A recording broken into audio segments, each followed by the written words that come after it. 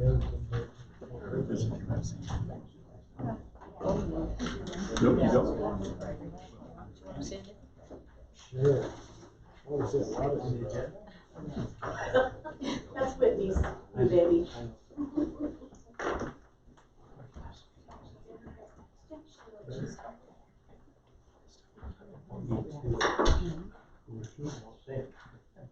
Are we got on? Yeah, we're.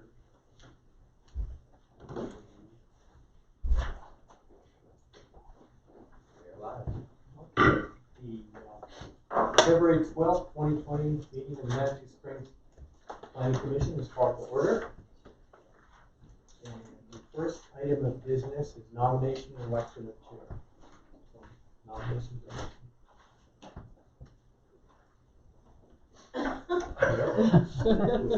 Is that a nomination? It's a nomination. It's not negotiable. Any nominations? Okay, then let's.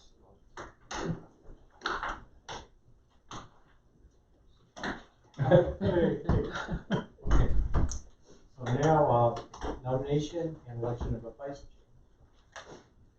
Any nominations? First. Can you nominate somebody? Yes, you can. Nominate you. Okay. Is there a I think that second? was fine. Is there a second? Okay.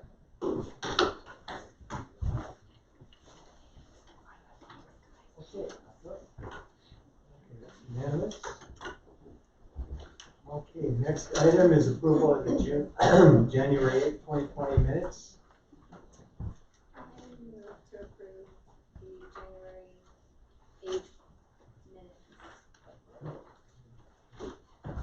A second? I'll second. Okay, let's see. So I think the three of us were the only ones here.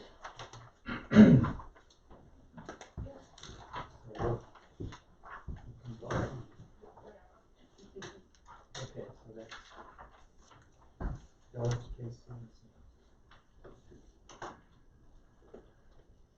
Right. Moving on, we'll go to, actually, there's been a request to change the agenda to move, that's items 5 and 6 to precede item 4. So, could I have a motion? Second?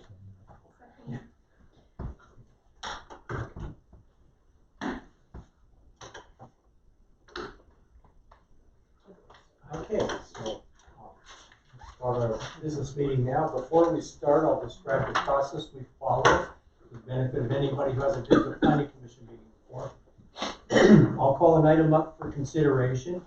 Planning staff will describe what the request is, what their analysis and findings are, and what their recommendations are. Following that, we'll ask any questions we have of staff. And following that, we'll allow the applicant to state their thoughts on the item under consideration. And we'll talk to them if we have any questions. Following that, we'll open up the hearing to the public, where the public can state their thoughts on the issue, pro, con, concerns they have, things they'd like to change, whatever. And following that, we'll deliberate and we'll vote to approve, deny it. Possibly we'll postpone, we'll table it if there's some reason to table it, and or possibly we will try to modify what the original proposal is if that's within our purview. As we go through this process, we're not legislators. We are interpreting what's in the municipal code. We can't make laws. We interpret what's in the municipal code, and that's what we do. So that's the extent of our authority. And with that, are there any conflicts or ex parte contacts in this one? Okay. So with that, we'll start with item 5, major conditional use, permit telecommunications facility, 117 Manitou Avenue. Colleen Neville, Black & Veatch, applicant on behalf of operator Verizon Wireless and property owner John Lee. So unfortunately, the applicant didn't realize from the last staff report that there was a notice issue. And I didn't realize that she hadn't addressed that until right before this meeting, so it needs to be postponed to the March meeting. They're aware of that, and notice issue's been worked out, so there'll be sufficient notice before the March meeting. Any motion?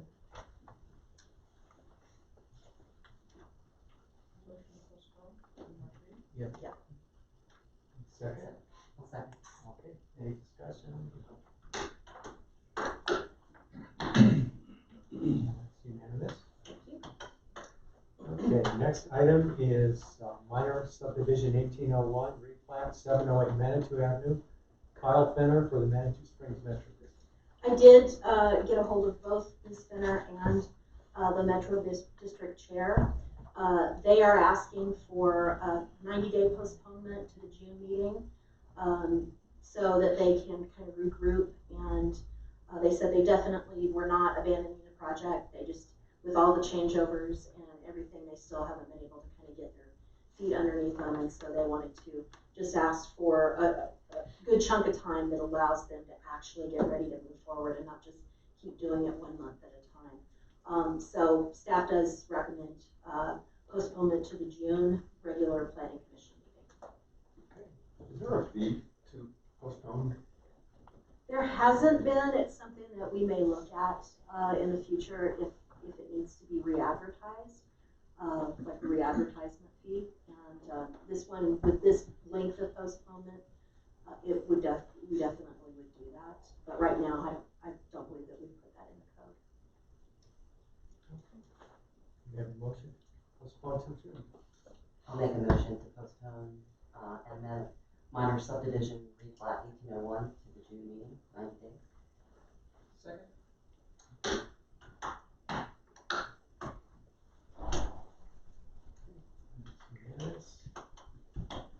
And then I'm actually going to be leaving the meeting since I don't really have anything to follow, but there is another memo on the dais.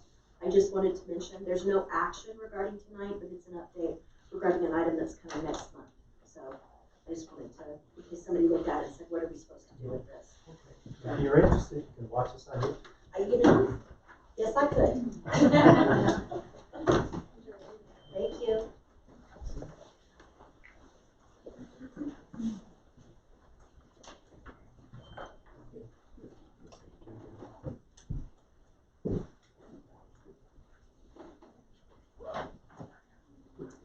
Okay, next item of business is major conditional use 1902, railway operation, 515 Rexon Avenue, Urban Strategies Inc. on behalf of Manitou and Pikes Peak Cog Railway Company owner. Good evening. I thought I'd start out by introducing who I am and why I'm here. My name is James Merrill. For the next 2 days at least, I'm the interim planning director for the city of Manitou Springs.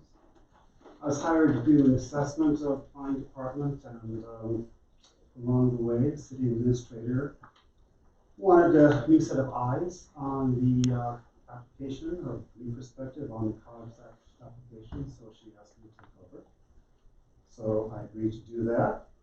So I wanted to emphasize from the start that I work with the city of Manitou. Just make sure you're aware of that. So what I did with this request was analyze it and then make a recommendation to you.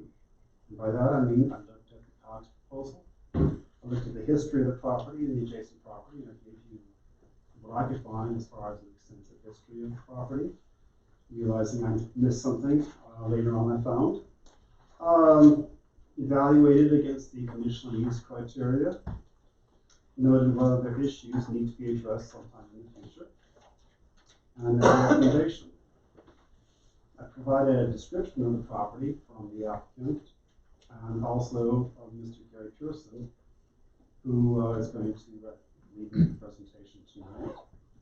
And I provided one important document, the tax incentive agreement that the applicant and the city signed together. And I provided you with the citizen participation info. What I found was that COG does meet the conditional use review criteria. I went through that in the staff report. I'm not going to go through that point by point. I'm not going to Except to say that what we have here is a 129-year-old business that has been in the same location, doing the same thing in Manitou, and is simply upgrading its facilities. And also say that, very importantly, your comprehensive plan Manitou shows this property as destination tourism. So it is recognized in your comprehensive plan as what it is, a tourism site, and it's complete compliance with the comprehensive plan. As I stated, the applicant worked out an extensive tax incentive agreement with the city. They cooperatively worked together to come up with a very detailed plan, financial plan, as well as a plan as far as how to address the one issue that's most important, traffic and parking up there. And that's really what I need to spend a few minutes talking about. The COG, Manitou, and Colorado Springs all contributed $50,000 to do a mobility study. That study was done by Kinley Horn. Two important things came from the study. One was establishing a wayfinding system. The wayfinding system is, very briefly, a system to help people, visitors to the area, find and easily access parking. The applicant, if they want, can explain their system as well. They've come up with an extensive system to help people find available parking, perhaps reduce congestion. The other issue is one about the satellite hub. I referenced that in my report. If you remember, City Council on January 28th met and talked about the called the TMMP, the Transportation Mobility Master Plan. Heard from Kinley Horn as far as the aspects of the plan, and it's very importantly came up with a couple of alternatives as far as what to do with transportation, what to do with parking up there, and how do we reduce the congestion of parking, people driving up and down the street.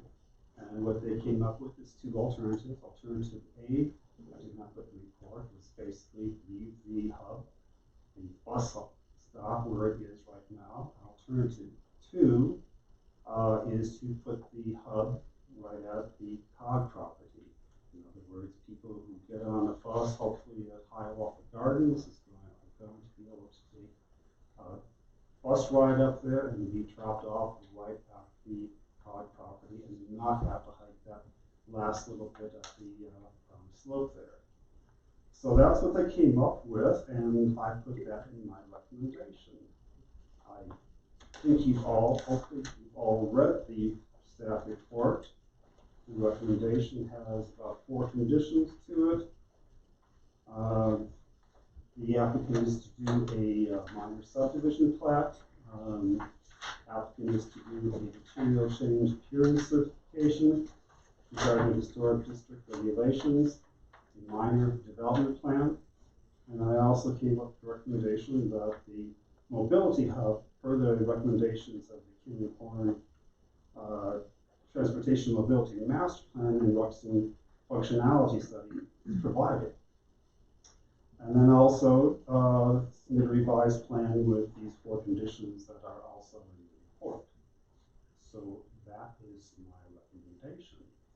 Approve the conditional use with these conditions outlined on the report, page 6. If you have any questions, I'll be happy to answer them.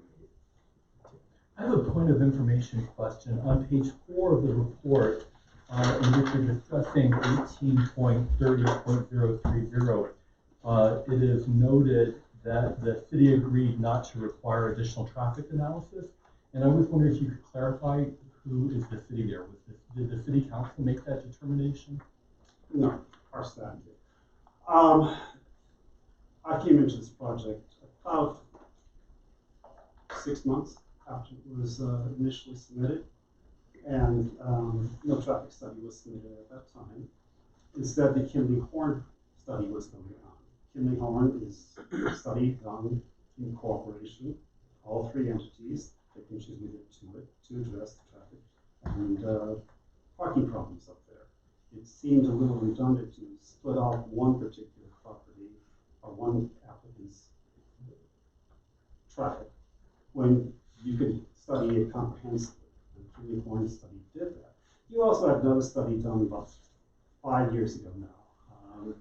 ACL, don't remember what, altitude something, that also did traffic study for the area. So we've had traffic studies. The ACL study was done when COG was actually operational. COG has not been operational, obviously, for the last couple of years. So we've had enough, quite frankly, studies to know we have a problem there. It needs to be addressed. I'll leave this week back up later on. Okay, any other questions for staff before we go yet? I have a couple.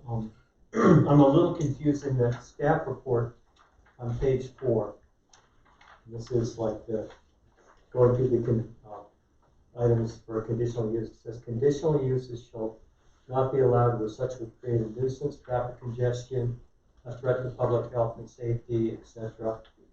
And this statement you make is traffic congestion is a typical consequence of tourists, especially in cities that are tourist oriented. And then the second sentence, I just can't make sense of the sentence. It says, with recommendations to the use and site plans, staff finds traffic congestion will be mitigated and the public health, safety, and welfare will be enhanced. What exactly do you mean by that? I'm not suggesting for 1 second that we're not going to have any traffic congestion. We're trying to improve the situation. We're trying to enhance, remedy the problem, reduce the problem by incorporating all the things that Kim Horn's study talked about. A wayfinding system is actually very important. Being able to find where parking is, park down here, and then getting, hopefully, Hiawatha Gardens if you're not someplace else. Having the ability then to get on a bus and then get a ride up there is going to reduce the amount of congestion up there. And then having actually drop people off at the site instead of down below where it is right now, will mean you're going to have a lot more people hopefully taking the bus system up there and not impacting the roads as much. So it's a reduction, it's an improvement to the situation. It's not going to be panacea, we're not going to create something here, we're not going to have any impacts to the road, but hopefully this is going to ratchet it down, improve the situation, and make it more livable for people who live on Ruxton. Okay. Let's see. I just like that. I guess like that. Let's see. When you go on to processing and conditional uses, one of the statements you make is a final development plan detailing all the specifics will still need to be submitted, worked out, and approved. I guess my curiosity is why we're being asked to process a conditional use without all the information, because we don't know what's in that final development plan. Yet we're saying that it's going to solve some problems. So it's kind of like puts us in a position where we have to just take everything on faith. I just was wondering why we couldn't delay the conditional use till we have the data necessary to comprehend what's going on. That's a good point. Try to reiterate this. Came in December. The plan was submitted in June, and I took it over as is. It's not a detailed development plan. I worked for the City of Colorado Springs just for background for 25 years, and the City of Colorado Springs requires development plans with conditional uses. This is not a development plan, it's a site plan. But in the end, I think you still come down to the very same issues about traffic and parking. approval saying that we can proceed with the conditional use, with the condition that I have in here, recognizing that we are going to push for the traffic solutions up there, in accordance with the Kimley Horn report. There will be some other issues with the development plan that have to be worked out. If you want, I can put this over here. You asked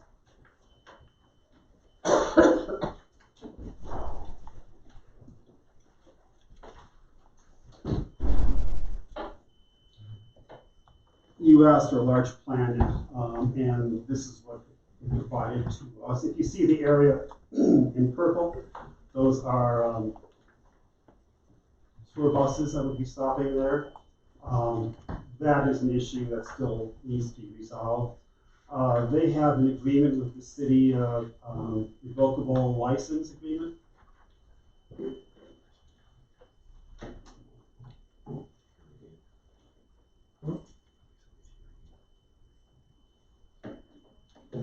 Don't have a, Something's wrong. It's very high pitched. Pretty bad. Yeah, maybe it's that. Or something.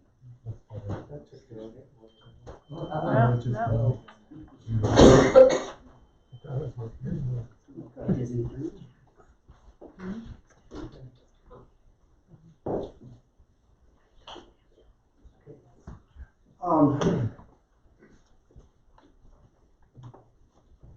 Try to find words to try to describe this, but the development plan will still be coming. And the minor issues, like what I consider to be some of the minor issues, will still need to be worked out. That would be done by staff unless for some reason the planning commission wants to see that before you.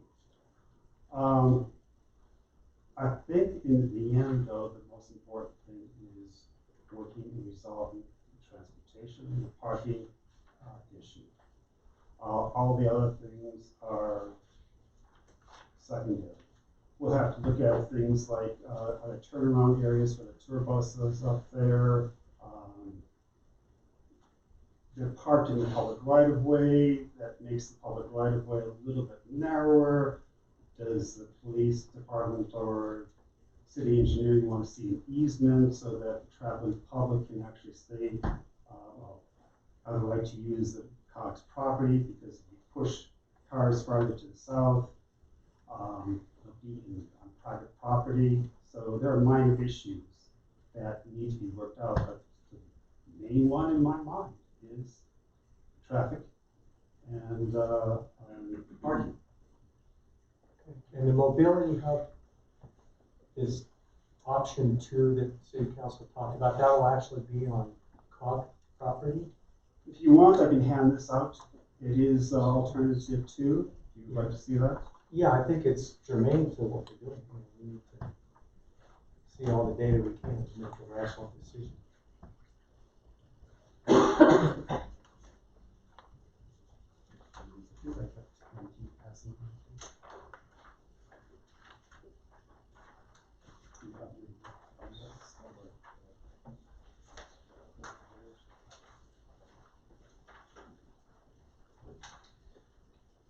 The plan, the applicant provided, the site plan shows approximately 320 spaces. Option 2, alternative 2, would put a hub directly next to the existing building that they have up there, just to the west of it. And then their turnaround area would be required as well. The turnaround area would take up a number of parking spaces. 12 of those parking spaces are within the city right of way. They actually have a revocable agreement with the city of Colorado Springs, Manitou Springs, to park in the public right of way. Those would be for their patrons. That was issued back in 2012 by the city. So 12 of the 25 that is noted on there being lost would be city parking within city right of way that has been allocated to the COG back in 2012. The other 13 would be on COG's property. That's the- 13 spaces lost on the coast. Yes, that was the option the city council saw, and what I gathered at the meeting, on the 28th, they were enthusiastic about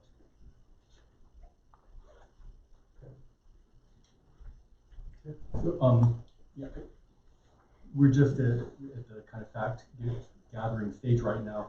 I will confess that I too was surprised when I read, and I read quite carefully the report today. And in my years on the planning commission, I haven't really seen a request to approve a conditional use, even one that's much smaller and much less consequential to the city, that had so many things unresolved. You're talking about the parking, and that's obviously very important in the transportation, but there are other issues as well that we'd be waiting for. And so it just strikes me, again, to echo what our fearless leader had suggested, I'm a little curious why we rushed to do this. And it does, you I think, very correctly pointed to the problem of parking and transportation as one of great concern to many people, not only in Ruxton, I imagine, I haven't talked to anybody there, but in the rest of the community as well. And I don't mean to impugn anything here. I know you haven't been working in the Manitou context very long, but we have been talking about this particular issue before, and so I was a little bit surprised, I have to confess, in the letter of explanation when there was a statement, for example, similarly, the Cog Railroad has historically operated as many trains as practical, consistent with daylight and customer demand. There's no intent to change this manner of conducting operations in the future, et cetera. Well, the reality is that, of course, every business changes over time, and I guess that's why it's a conditional use, not a permanent use. We have to look at the facts in front of us. And when this came a number of years in front of the commission, we pointed out the fact that there were very substantive changes, and I think in many ways welcome ones, in fact, but many substantive changes, for example, going to more year-round train rides, more train rides per day. And that was something we discussed a lot, that in fact the manner of conducting wasn't like nothing had changed in the last 150 years, and thankfully not, but that there had been significant changes, and that we would want to be able to see the impact of those changes. And that's why I was a little curious that there wasn't a traffic impact study being requested, because that seems to be something, I understand there's a lot of traffic going to the incline, yeah, absolutely. But we also have to kind of disentangle things and see what kind of changes may have occurred that have led to a certain kind of increased traffic problem in that community. Maybe it will be addressed in this larger comprehensive program, and I certainly hope that it will, but then I feel that I want to know that before we were making some kind of decision or determination. So I could see why it would be helpful. I mean, you said that the time for you here is short, but why we might want to rush this through. But I guess as someone up here, from my perspective, I don't see that. I'm not convinced from what you're saying yet that the pressing need to approve this without having all of these facts in front of us. And I don't mean to be belligerent at all. I'm just curious about how this has occurred. You might want to hear from the applicant on that. Yeah, and I'm happy to say that so that they will be able to address it. Okay. And I just have one more question I would like to ask. Briefly, you mentioned CUP 1207, the previous hyper parking conditional use. And I wanted to clarify that is not part of this request. Is that correct? That is correct. It was just background information. Okay, there is no hyper parking tied to it. No hyper parking conditional use tied to this conditional use. No, that is a separate request, and Mr. Parker, your attorney is here to clarify that it is not declared invalid, but it has not been in complete compliance.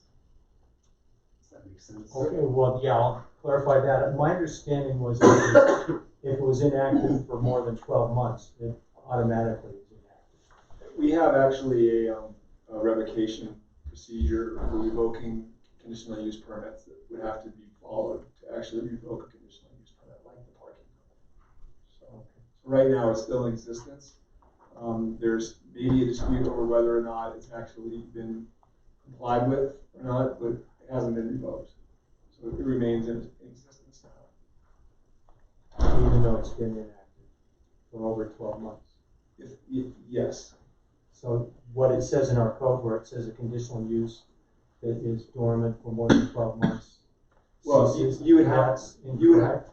you would have to basically go through a hearing process to show that that's the case and make an official determination that that's what occurred. So that hasn't occurred yet. Okay, so that's a process. Right. So yeah, so you don't just declare that this is what's happening. You no longer have a permit. You have to basically have the notification provided to the applicant or the holder of the permit. They have an opportunity to respond, and then you make a determination whether or not it actually has occurred, and then you could revoke. So. Okay, thanks. Well. Any other questions for Julia? Just a quick question. For staff, the minor so the condition, the staff recommendations, the conditions, would the minor subdivision and both the minor development plan, would that be an administrative approval or would that be It'd be administrative, unless the planning commission wants it back here, makes a recommendation, it comes back here, we plan on handling it administratively. Any more questions? Okay, thank you. The applicant or the applicant's representative?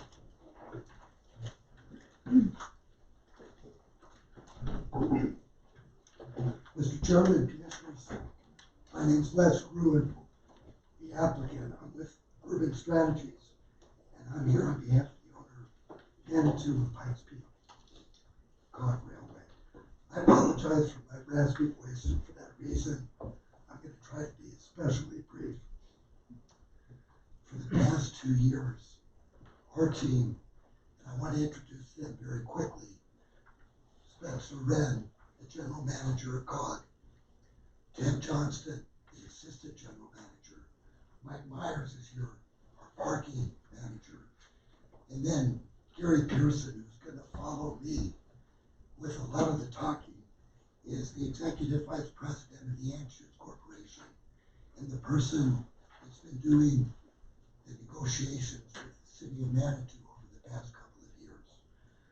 So all of us have been working very, very closely with Manitou Springs staff to produce a conditional use permit application that conforms to the city's approval criteria.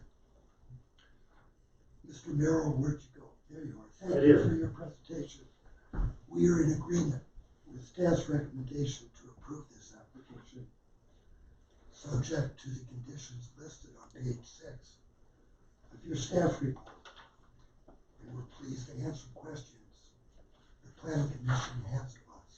Mr. Pearson's going to address a couple of those conditions in terms of clarification. Mr. Chairman, we also request the opportunity after you hear from the public to have a short rebuttal and closing statement if we may. But other than that, I'd like to turn things over to Mr. Pearson, who again has been doing the negotiations with the city for the past 2 years, especially with the tax incentive agreement, which was so important in leading up to where we got to the conditional use permit. So with your permission, I'd like to introduce Mr. Gary Pearson. Thank you. Good evening, Mr. Chairman and council members. What Mr. Gruen didn't tell you is that he recently had open heart surgery. So he's recovering from that, and thus the raspy voice. It's not that he's so nervous. Although perhaps we should be. Anyway, we're glad to have you back on his feet. There's a lot of history here. A lot of history, and it's consequential history. I'm sure you all are familiar with the general outlines of it, but you may not have participated real closely over the last 2.5 years. You may have, I just don't know. But I'll try to be succinct about it and then answer your specific questions if that's all right. We closed the COG forever in the investment into essentially remodeling it, is what it is. It's not building a new business. We were originally estimated at, or they were originally estimated by the experts in the field who all live in Switzerland at being somewhere around $60 million. 60 grew to 70, 70 grew to 80, 80 grew to 90, and now we're at approximately $100 million. It's the largest single investment ever in the history of Manitou, and frankly, this part of the state, other than military bases and so forth. The city, through Mayor Ray and the city council, came together because we were both in a time of need. We had to decide whether we were going to close this iconic tourist attraction to our detriment, to Manitou's detriment, to the state's detriment, and very much to the nation's detriment, because this is a national treasure, without overstatement, forever. As a consequence, if we did, then the city of Manitou Springs would lose approximately $500,000 a year, or 8 to 9% of its tax base overnight.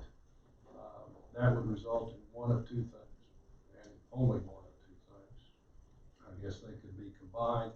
The first would be that residents' property taxes would be increased substantially to make up that deficit, or critical services or services that were critical to the well-being, current well-being, and future well-being of the city of Manitou Springs would have to be cut.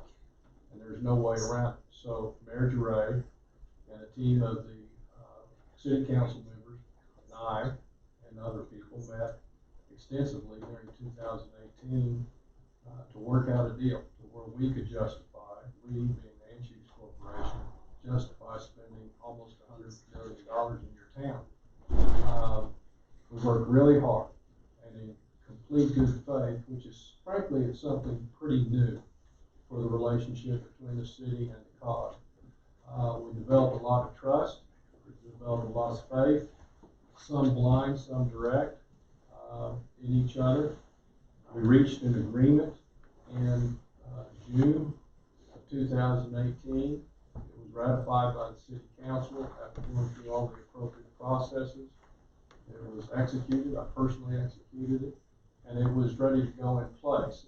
And Mayor Ray called me one day in early July of 2018 and said, "We've grown uncomfortable about this. Would you consider reopening our discussions?" We had a contractual right not to, but we wanted to be the city's partner in this effort, because we can't succeed and the city fail, and the city can't succeed and we fail. We're just tied together no matter what, because we've both grown up together. So we willingly reopened negotiations, discussions about it, and over the next 4 months and some pretty good leg wrestling, we got a new deal done. And it cost us about $1.5 million by our account, us meaning our organization, that benefited the city. Normally that would be an epically dumb thing to do, but it was worth it to us because we felt it was the sign of a partnership. And ultimately we thought it was fair to everybody involved, and if we wouldn't have done that, somebody would have felt it was unfair. So over that period of time, which is really a remarkable period of time, we changed 12 decades of experience with one another, and we built a relationship that we think is really important going forward. Since that time, I personally worked, and our staff has worked enormously to get this national treasure rebuilt at significant cost. I personally worked with your new city administrator. I've worked with James on this project. I've worked with Michelle on this project. I've worked with anybody that wanted to work on it. Ted has been Ted Johnston, our assistant general manager, and Spencer Wren have been present during all of these efforts to try to resolve an issue with parking and traffic that has been developed over 5 decades that cannot be resolved overnight. It will be a process, and we've shown a real partnership, and the city has shown a real partnership to us. So I say that as a background to understand that this is more than just an application tonight. This is a continuum of something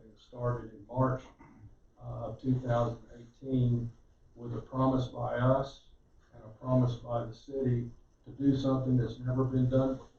And frankly, that will never be done again in anybody's lifetime in this room. Because what we're doing up there is we're preparing this attraction for ourselves and for the city to last another 75 to 100 years with significant capital investment along the way. We'll invest another $25 to $30 million in the next 50 years at a minimum to continue to upgrade it. So we're going to have a lot of money in this. And I want this to be, if I may, I want to say this correctly, because it was right during the discussions we had 2 years ago. Our organization is a big and broad organization with a lot of businesses literally around the globe, some good, some not so good, and some terrible. But we have a lot of options to put our capital at a lot of different places. The returns we're going to experience, we believe, based upon our modeling in Manitou Springs, are on the lower end of acceptable. They are not even close to places we could put other capital, but we thought it was important to put the capital here. We thought it was important to us to continue what was started remarkably with pickaxes and donkeys 129 years ago, that supported this city ever since then, that has supported us in our pursuit of the business, that is a regional, national treasure with people coming from literally all over the world to ride this. We just thought it was important. And fortunately, our organization is in a position where it could justify doing that without just going to where can we find the highest rate of return. Because if that would have been the case, we wouldn't be here tonight. And the COG would be lost on our watch, all of us, forever. And we just thought that wasn't a very good thing to do for posterity. Fortunately, the gentleman that I work for has a real sense of history, especially Western history. Written 2 books on it, understands it, understands his role in perpetuating it. So that's kind of some background. Some very good questions have been asked tonight. Why the rush? That's a good question, and there's a really simple answer. This is a license for us to operate. We are already invested $60 million in this project. If we're not going to get a license to operate, we want to stop our costs now. And we don't want to spend the extra $30 million, $35 million. And it's just that simple. This is a discussion Mayor Duray and I had with City Council members a year and a half ago. We were very specific about this, that if we're going to commit this kind of capital, if we're going to create this kind of partnership, we have to be assured that we're not going to get hung up on going forward, and that we're not going to be put in a position where we can't run our business, because our returns are already pretty limited here. We can't have them go upside down, because that's just a disaster for us, that's a disaster for you. And so I don't know that this has ever been produced to the commission before, but there were 2 memos generated in the summer of 2018, one dated June 26th, one dated June 12th for Mayor Duray and the City Council. 2 Mayor Duray and the City Council. Fleming, who was the interim city manager at the time, and both of them were intended to promote the original agreement with the tax incentive agreement we had with the city, and they are very specific. They're crystal on the discussion we've had. I won't bore you with all the detail, but when it talks about the agreement that we needed to enter and the characteristics of it, in the June 26 memo, item 9 is that the COG's conditional use permit will be amended to fully accommodate its operations, and any existing controversy related to the same will be forever concluded. That's the basis we went into committing $100 million. That was the June 12th memo. The June 26th memo says, if not verbatim, very close to verbatim, same thing. The COG's conditional use permit will be amended to fully accommodate its operations, and any existing controversy related to the same will forever be concluded. When this was presented to the tax incentive agreement was presented to the city citizens as a whole by Mayor Ray. He had a PowerPoint. We were in the room next door, and it was quite an evening. If nothing else, it was entertaining. Page 2 of that. Page 1 being the cover page. Page 2. Item number 5. The city will work with COG to issue a conditional use or other permits to fully accommodate all of its operations. So I give you this background, I believe, for the purpose of illustrating, one, that we were really working together in a way that nobody's ever worked with the city before. We were investing in a way nobody has ever invested, or frankly ever will, in this city before. But there were certain understandings that were reached that could not be committed to writing because not everything can govern to it, or subject to a lot of governance. But it was the clear understanding of us in making the decision, and me personally going to the owner of our company saying, I can trust these people. They've earned it. I think I've earned their trust. We should do this. We should commit $100 million in this city because we've developed a relationship like we've never had before, and they've made certain promises to us, and we believe them. And I did that. Nobody else in this room did that. I did that. And that's what I told them. We can trust each other to make these things happen. So, when we get to the question of what's the rush, here are a couple thoughts. This isn't a rush. With all due respect, we've been at this for 2.5 years. We have been working with the city of Manitou on every conceivable idea. We've been present at every meeting that is of any note. I participated a great deal. I've canceled plans to be elsewhere and other businesses to be here to make sure that this feeling of trust continues and perpetuates, because it's going to be important for all of us going forward. We submitted our original CUP application in March, June.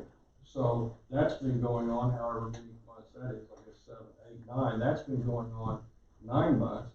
So I don't think this is a rush. But what we really need to know, and the reason we've applied now, is do we have a partner in this? Do we have somebody that is going to fulfill what we talked about and allow us to run this business, recognizing again, our goal is not to ruin the life of people that live in Manitou Springs.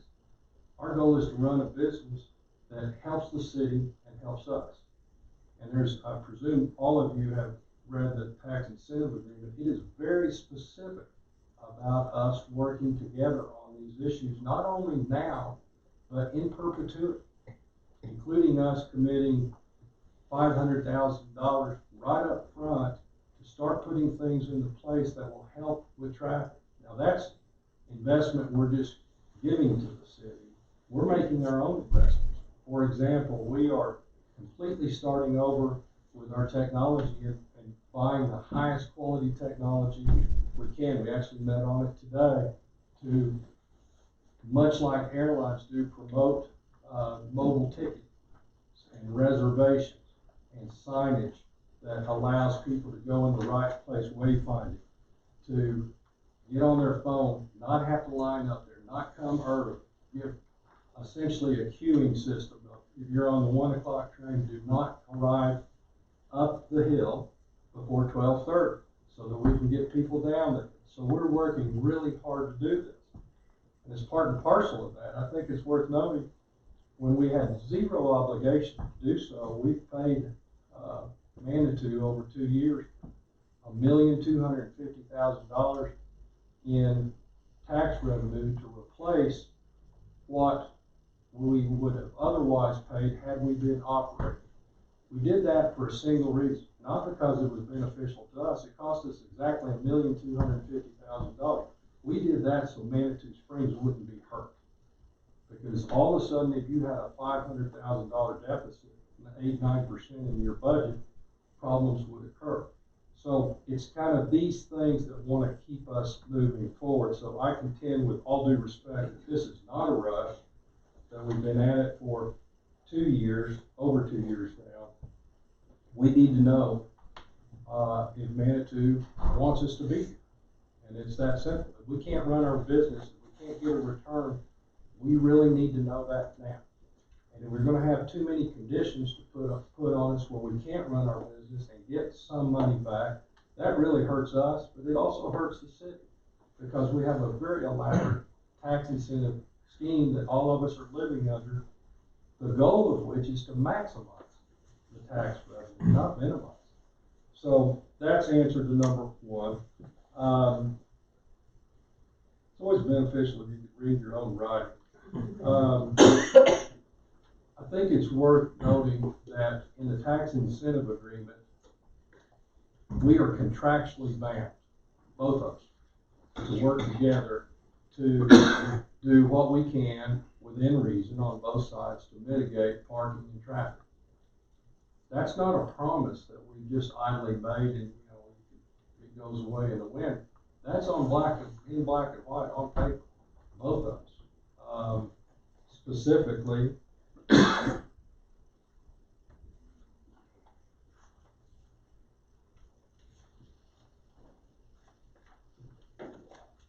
tell you what, other than you want the tax incentive, not mark the wrong place. It's very clear there's a whole section on traffic.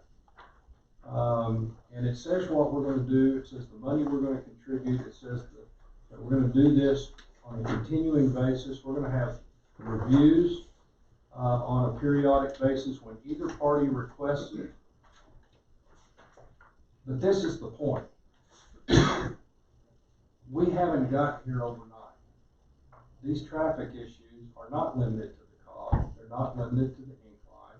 They're not limited to residents on Ruxton.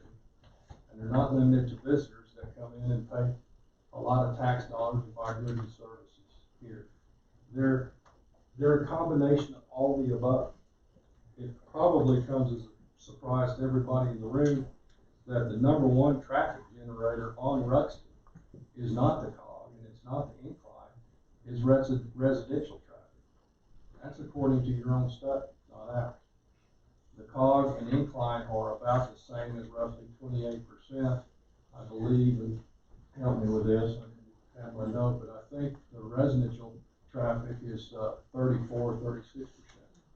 So it's a combination of all the above, and addressing one without addressing all doesn't get us there. I am concerned about the notion of reducing parking spaces to help reduce the parking problem. That seems counterintuitive. And what I want to say very quickly, we're more than happy to, or more than willing to sacrifice some space in our parking lot to help. But here's where we have concerns. As you all know better than I, a mobility study is a comprehensive animal. It's not a piecemeal animal. So to accommodate one end of town without accommodating the other end of town is begging for a problem, and vice versa.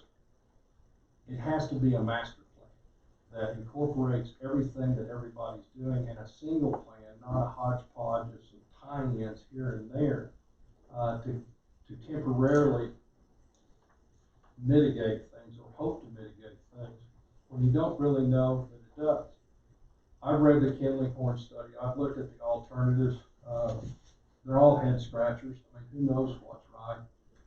But I do know this, what the Kinley-Horn study does not do, and I actually talked to Denise Howell about it this afternoon, is it does not address unintended consequences.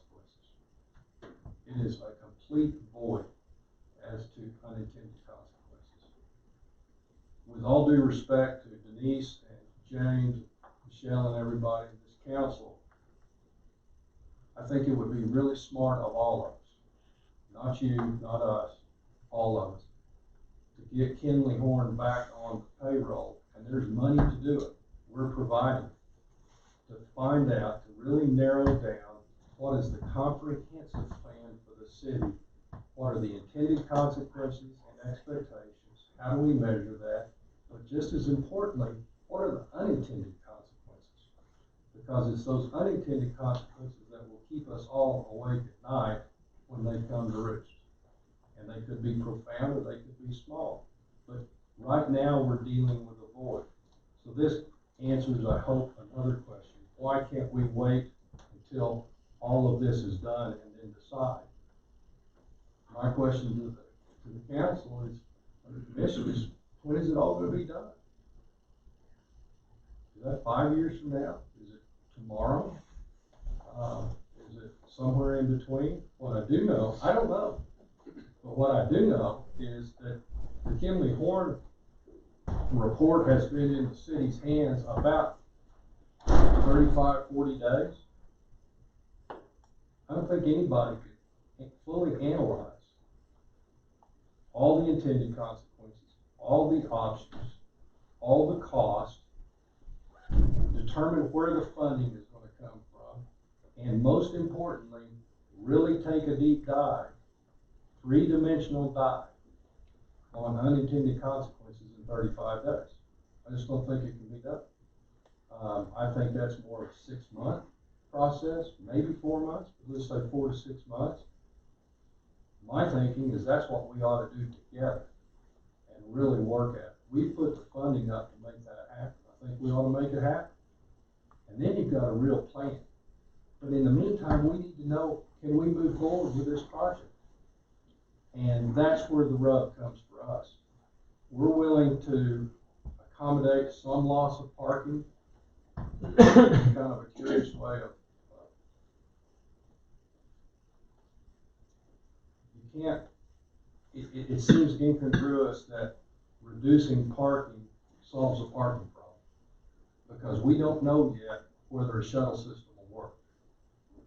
So, Mr. Chairman, I would say in answer to your question specifically, we can't wait until all answers are on the table, because that could be months, it could be years.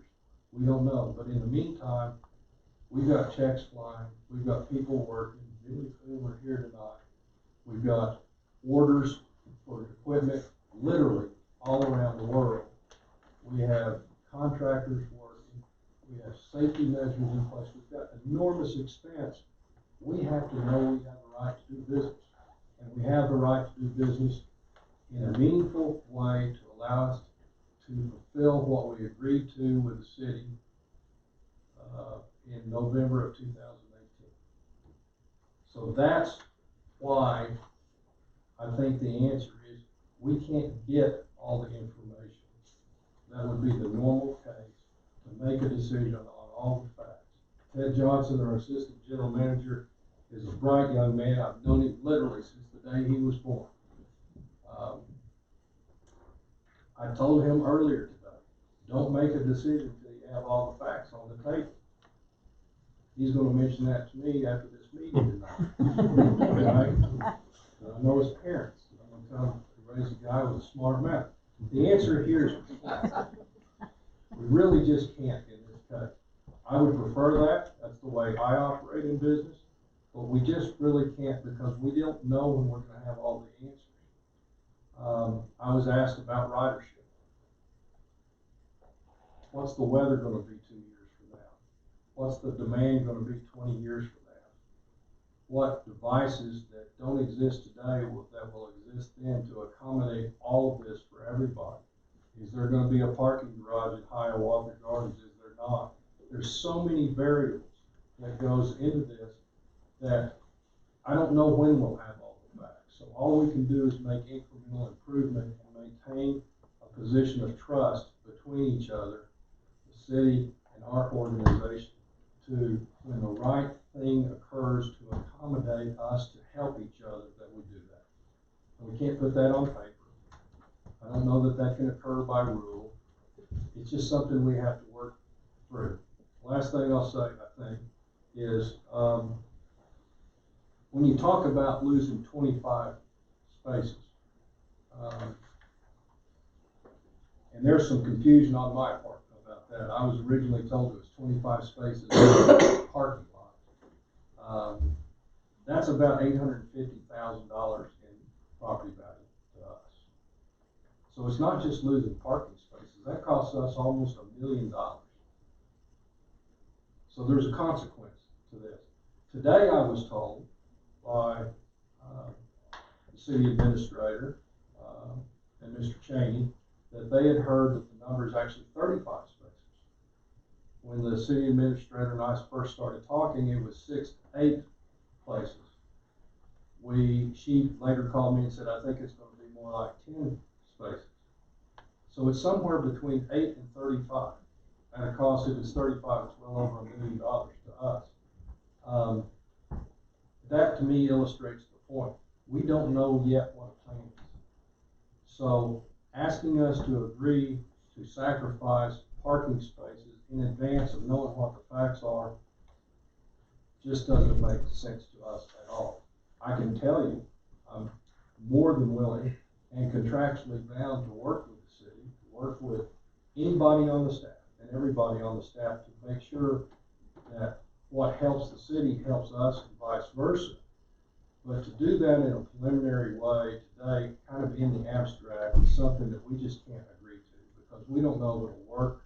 We don't know who covers the expenses. We don't know where the funding comes from. We don't know what the consequences intended are.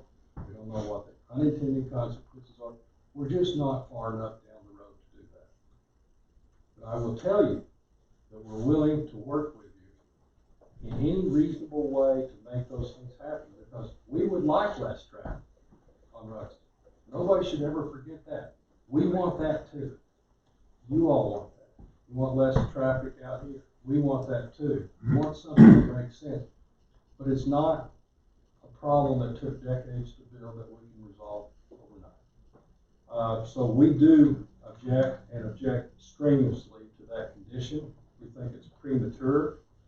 I would offer different language, which is mirroring what is in the tax incentive agreement. This is the language that has been suggested. The COG will continue to work with the city to find an acceptable solution to the parking, traffic, mobility issues on Ruxton. We will do that. We'll agree to it. You can make it a condition. Technically, you don't really have to because it's already conditioned in the tax incentive agreement, but if you want to, we're fully supportive. And we want to do that. But to suggest that we get so far ahead of ourselves dealing with property that we own in fee simple and essentially have a governmental taking of that as a condition of the CUP, I just don't think is good policy for us. And I don't think it helps the relationship. I know it doesn't help the relationship that we've all worked so very hard to foster. If I may, Mr. Chairman, I want to check my notes and make sure I addressed everything. Then your dream of me being quiet will come true. We might keep you up here for long.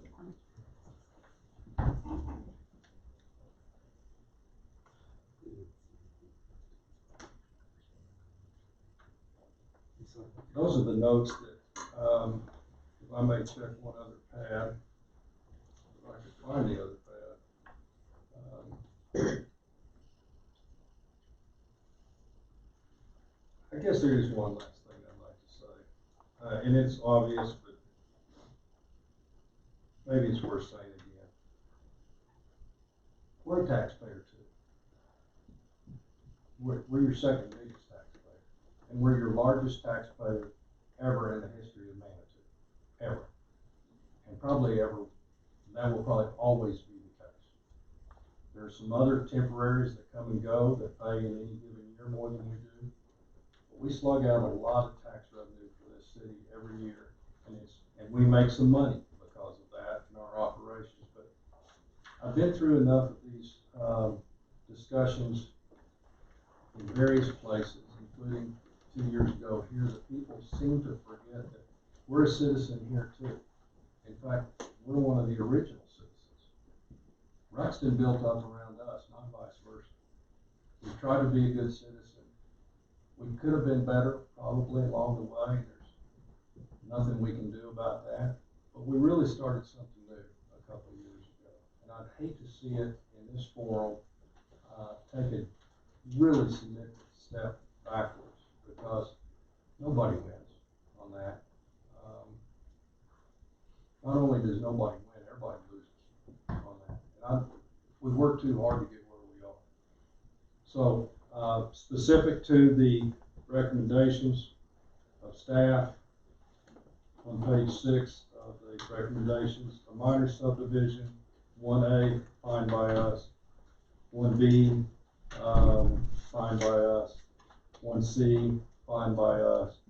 We strenuously object to 1D. 2A is fine, 2B is fine, 2D is fine with us. 2C, we're trying to extract a letter out of Colorado Springs Utilities, but they have an interdepartmental squabble that we can't resolve. I don't know where we're going to get this letter or not. It's a one-sentence letter, and it's like an act of Congress so far. We've been working on it for 30 days. I don't know what to tell you on that. We're going to continue to try. We may get it, we may not. It's over a piece of property that was part of the tri-party agreement on some parking at the far west end. The issue of it, whether it's paved or not, it's not an aesthetic issue for anybody. It's not a drainage issue for anybody. It's just something that was brought up. So I can't tell you in honesty whether that letter will ever materialize. I think it will. I've been told it will. But we agreed to try to get it, and we'll keep trying doggedly, but we can't make them produce something that they don't want to produce. And frankly, their position, as it's been explained to me, is that they don't want to take a position, which I tried to explain to them is taking a position, but then it became utter silliness and we hung up. So those are my remarks for whatever value they may have. And I appreciate the time. Questions for the applicant? Mr. Chairman, will there be an opportunity to ask questions of the applicant at a further time? Yeah, if you have something else. Anyone else? No? Just one more thing I forgot to ask earlier.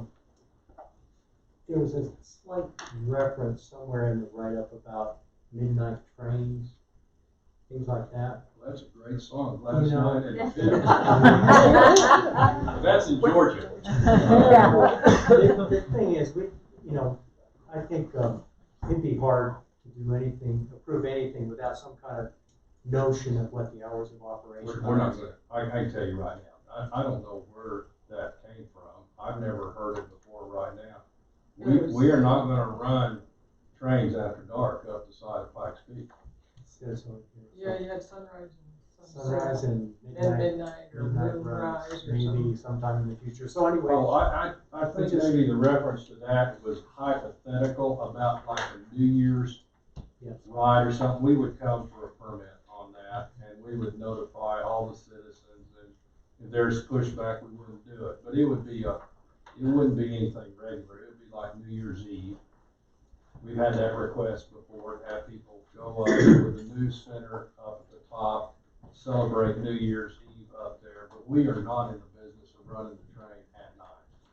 That's not anything that's high on our list at all, not even on our list.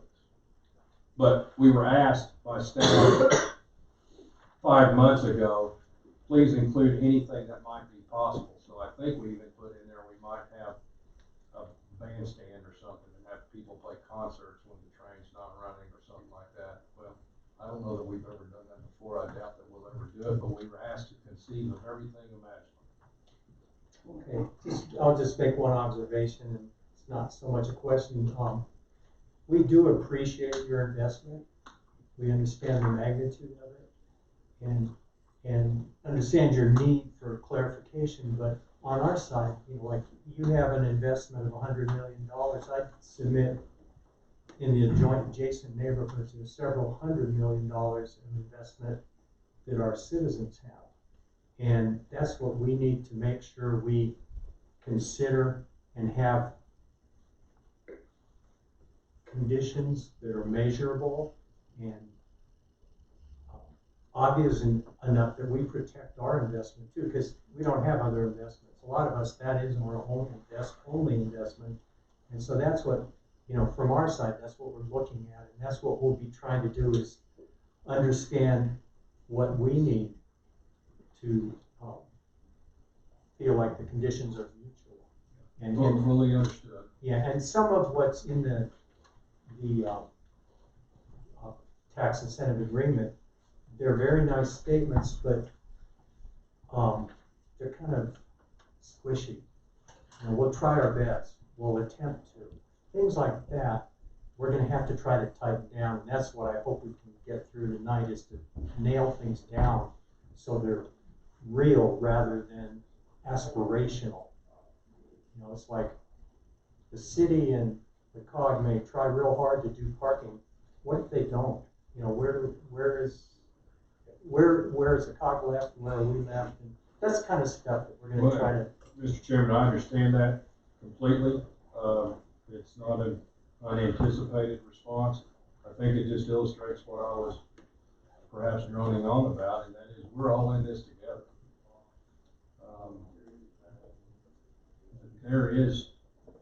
There's only winners and losers in this. There's no place in between, and we understand a lot of people have a lot of investment up there. I do think this is completely different than starting a new business up there. This is a continuation of a business that has been here longer than any business. It's been here longer than the city government demanded to. It's not like this is a surprise to anybody. And if we worked really hard on the tax incentive agreement, getting it as specific as we possibly could, but there's not anybody that's very good on guessing long term what the future is. And so it necessarily had, and we had many conversations about, can we tighten it up on both sides? Because there's some things we'd sure like tightened up too. But this is a 50-year agreement. Who knows what's going to happen? So it's really a codification of that goodwill. And there are some things that are tight as a tick, and that is, we've put our money where our mouth is.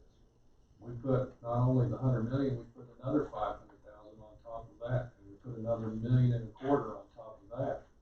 And we have a reputation for being a wealthy company, but that's still real money. There's still real money to all of us. It's a lot of people's salaries. Let's not forget the people in this room.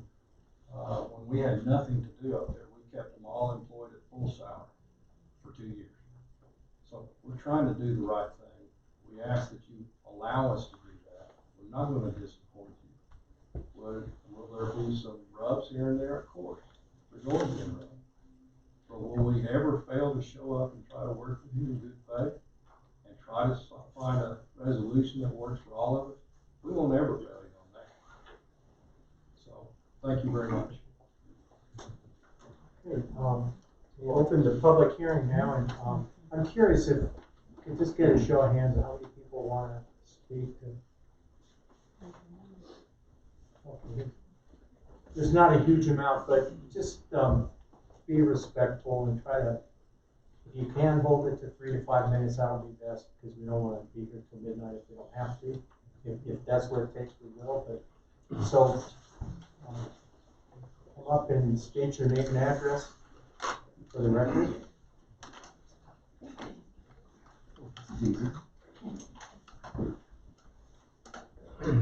I'm Jay Beaton. I've lived at 124 Fairview Avenue since 1993. And for the first 19 years that we lived there, I would categorize the COG as a very good neighbor. If we had issues, I'd call Spencer. He'd take care of them if he could. If he couldn't, well, he at least was a human face to talk with and always responsive. That all ended about 19 years later when the incline was legalized. And when the COG started offering parking to the incline, instead of being a good neighbor, it instead became part of the problem. So I asked the question of Spencer Wren when we had a little neighborhood meeting about the construction project, if the COG had any plans to allow incline parking. He told me no. Later at the charrette, for the mobility study, I asked Ted Johnson the same question, and he said, we don't have plans during peak season, but we do have plans to offer incline parking during the off-season. I have a real problem with this. Everyone who lives up Fairview, and I've talked to all of them, I guarantee you has real problems with this. Why? If you've lived here and ever went up Ruxton, especially in the early days after the incline was legalized, you would have seen traffic backed up, sometimes almost all the way down to Lower Pilot. There would be someone from the incline, normally Mike Myers, doing his best to direct traffic, but of course people always had lots of questions to ask, and traffic backed up and backed up and backed up. It was absolutely a nightmare. The other thing that it enabled, and we had a devil of a time trying to address this as a city, were the early morning training programs, mostly from Fort Carson, but also from some of the other military bases, where literally hundreds upon hundreds upon hundreds of soldiers would show up at the same time, often as early as 4:30 in the morning, because they had a place to park, and they parked in the cog lot. And I can't even begin to tell you how disruptive this was. So my request here is that under no circumstance do I believe that we should allow, with this conditional use permit, the COG to have any incline parking whatsoever at all. It also sends some other messages. I sat for quite some time on the Transportation and Parking Board, and we tried and tried and tried to do our best to get more and more people to take a shuttle that we invest as a city nearly $400,000 a year into.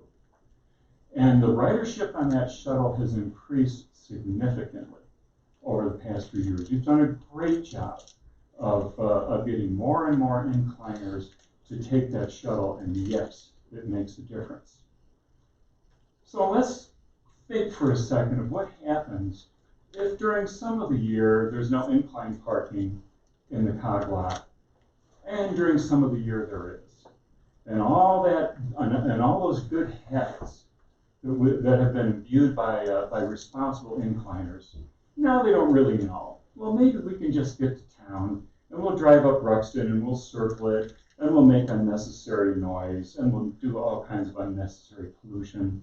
And so it really breaks the back, I think, of those programs. So I would hope that the COG would seriously consider not allowing any incline parking ever up there.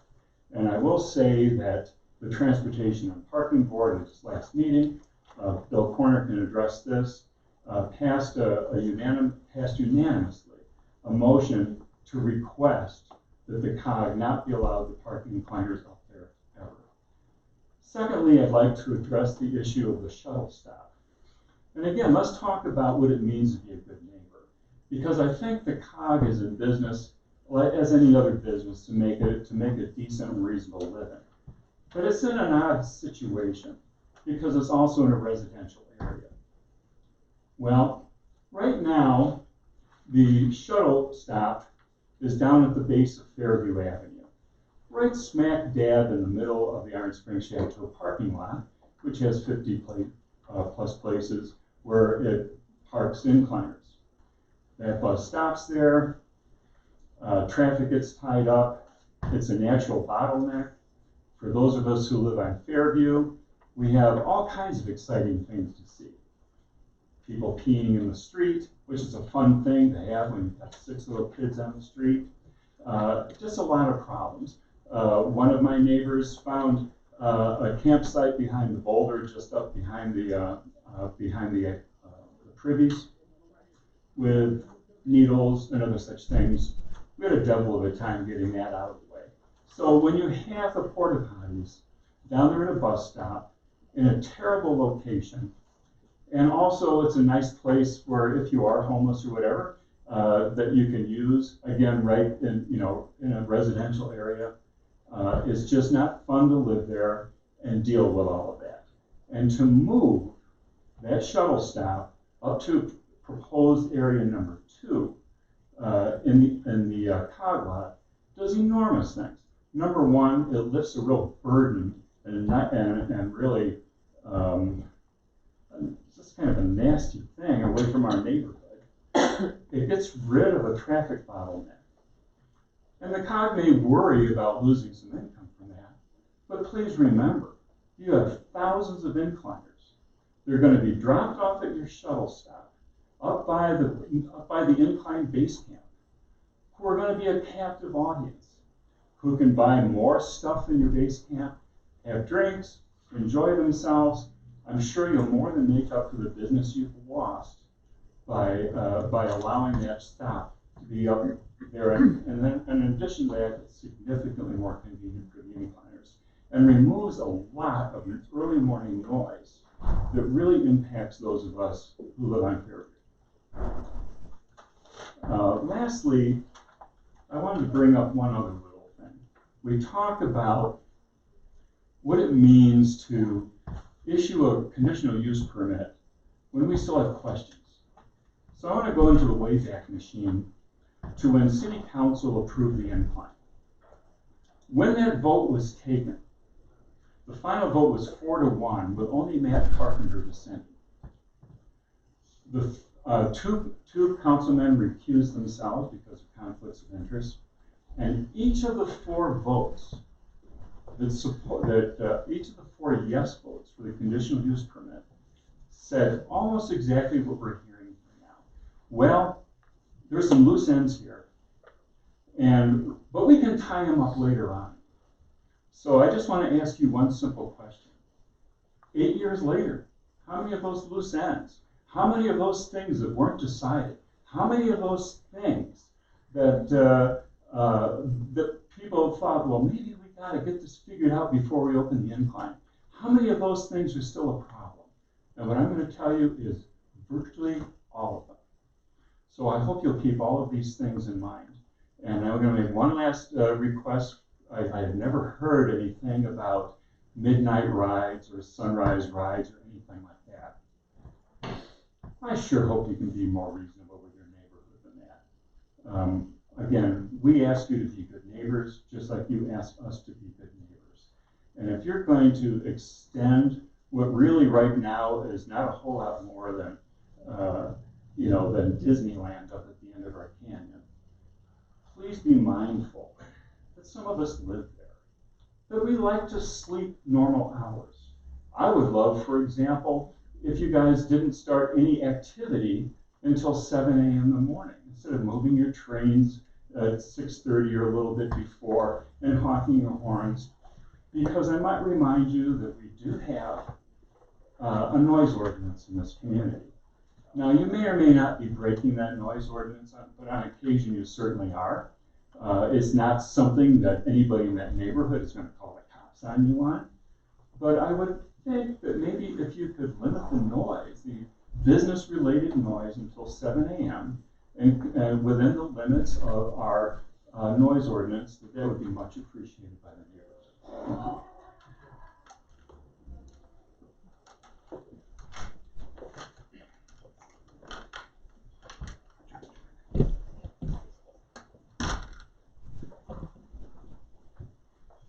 Hi there, I'm Brenda Gillen. I live at 6A Center Avenue, and I'd like to react to the presentation we heard.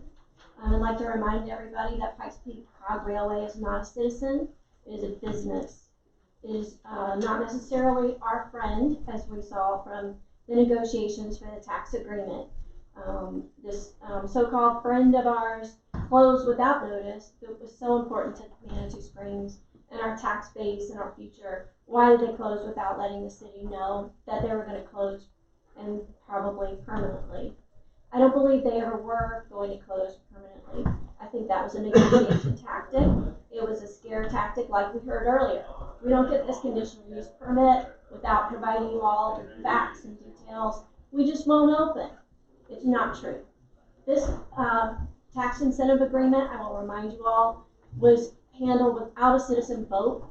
The citizens of this community are subsidizing this business for 53 years.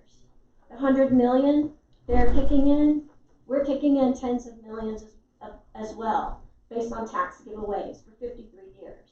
Upwards of 60 million by some calculations. What they haven't said is had they decided to move their business, there's no way to move that mountain, so if they had decided to invest elsewhere, they would have had to reclaim the business, they would have had to return it to the United States Forest Service in this condition it was before they were there. That would have cost $77 million. They could not have gotten the taxpayers to front that. So be very, very cautious with this entity. They have a tax incentive agreement that has all of the clauses that have any firm information, any firm things are on the citizens of Manitou Springs and the city. Anything that's squishy, as you said, vague, unenforceable, is on the COG. So the other thing, when all of this was going on, they talked about how much it was going to hurt the city. We were going to be bankrupt. There was going to be no tourists. The town was full. Every month I read the bulletin. I read the tax reports. It's doing just fine, doing great without the COG. I hope the COG reopens. It's a nice little treat to go up and see the mountain that way, but it doesn't hold our town hostage. We have plenty of other things in Manitou Springs that bring tourists, and plenty of other things for residents to do. So I would suggest that you give them the shortest possible permit so that we can see what they're really doing. How many riders are they bringing in? How many cars? How many days are they operating? We don't know until they do it. We need to get everything that we can from them in writing, firm, agreed upon, proved, and we need to give them a short permit so we can go back and revisit it when there's things that they put in writing that we find are not true. Thank you.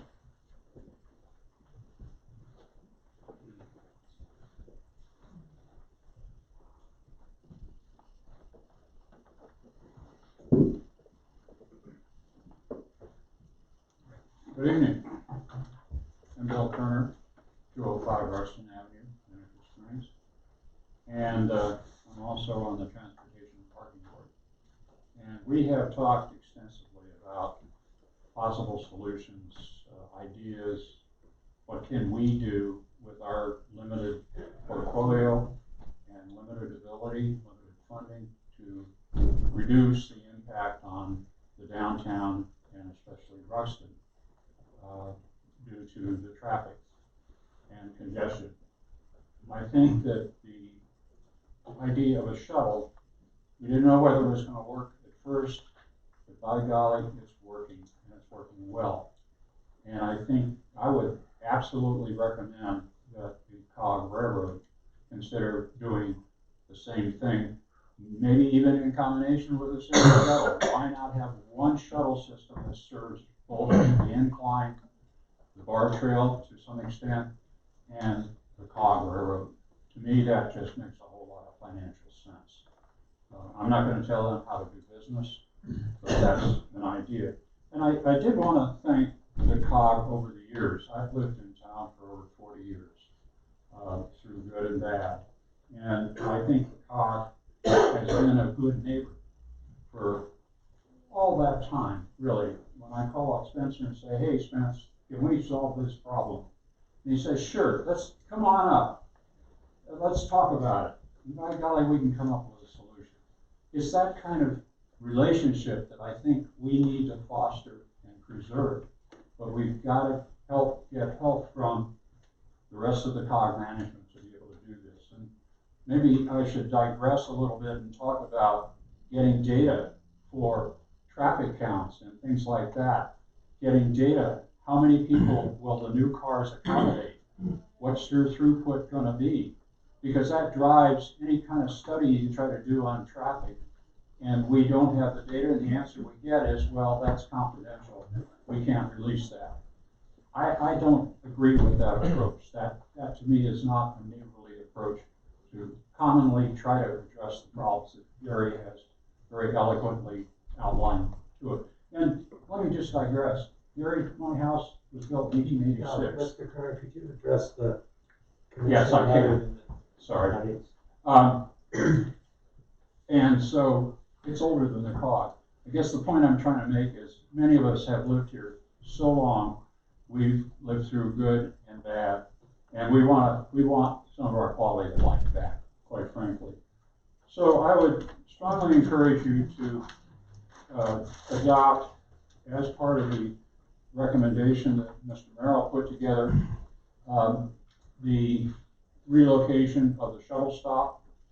I think that's very important. I think we need to incorporate into the findings of the mobility study, which is still ongoing. We don't have the results yet, and also the Ruxton study, and have those answers and work with the COG to implement those solutions that come out of those studies. In some ways, having this meeting today is premature, in my view, because we don't have all the answers yet. Not that they're going to be permanent answers, but it's a starting point of continuing this good relationship that we have developed over the years with the COG Railroad. So those are two requests, and I would also ask that let me get to my notes here, that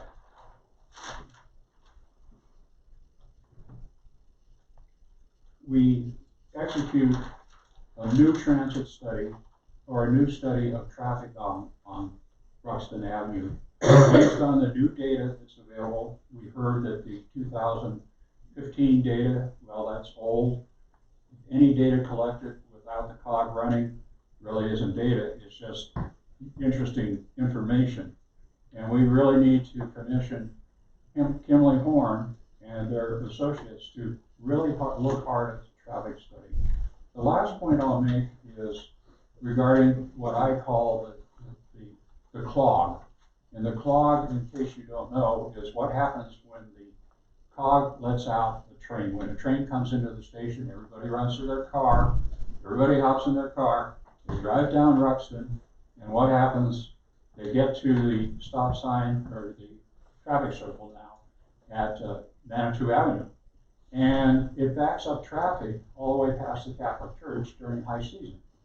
That to me is a health and safety issue. That's an emergency vehicle issue. How do you get up Ruxton Avenue during that time? How do I get to my house when I'm over on the other side of town? I have to go all the way up to the freeway, drive down the freeway, get off at Washington, and come back up. We shouldn't have to live under those conditions. So we need to get a system that meters traffic coming out of the COG Railroad area, a parking lot specifically. We have it on Interstate 25, we have it on I-70, we've all seen them, those little red lights. They come on, they go green, you drive, you go red, you stop.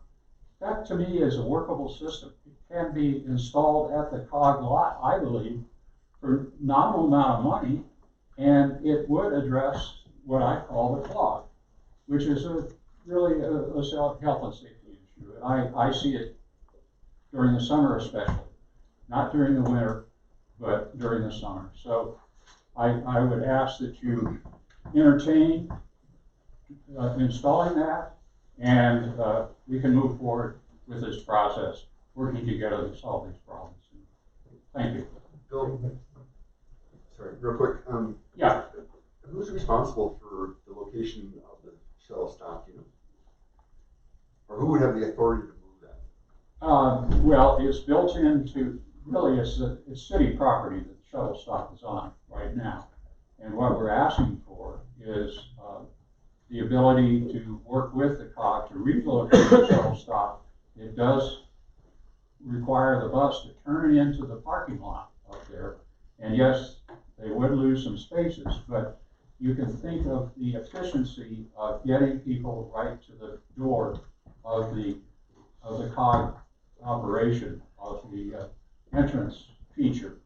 And if you have the shuttle stop down below where it is right now, it's a really steep climb to get up to the station, because it's right at the bottom of Fairview, and you have to get up there, you've got to walk up a really steep hill. Now, Grandma, you ain't gonna do that. Grandma's gonna say, take me right up there to the station so I can get on the cog road. It's a benefit to the cog, really, I feel.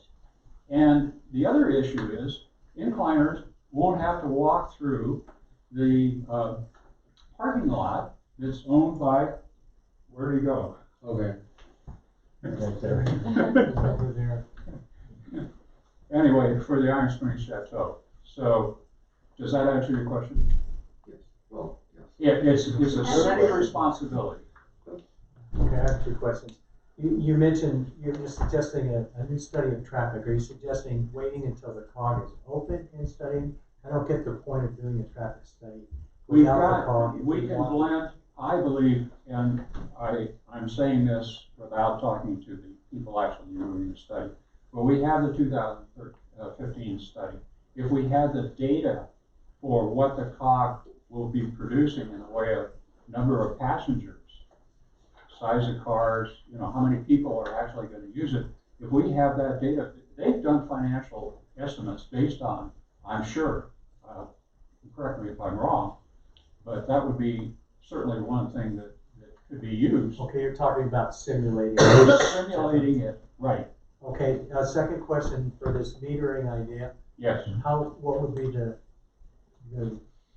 frequency? Once every 20 seconds, once every 5 seconds? Well, we'll have to talk to CDOT and get their algorithm for how they decide. I think it's based on the amount of backup. Now, how do they measure that? I don't have the answer to that, but CDOT's been doing it for, Colorado Department of Transportation. They've been doing this for years. They're experts. You can talk to Dave Watt and find that out and pass that information on, because I don't have the answer. Okay, thank you. Okay, Unless there are other questions. thank you.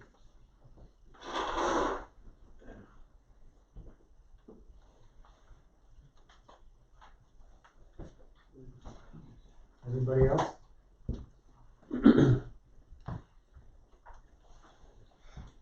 Randy Hodges, 142 Clarksville Road.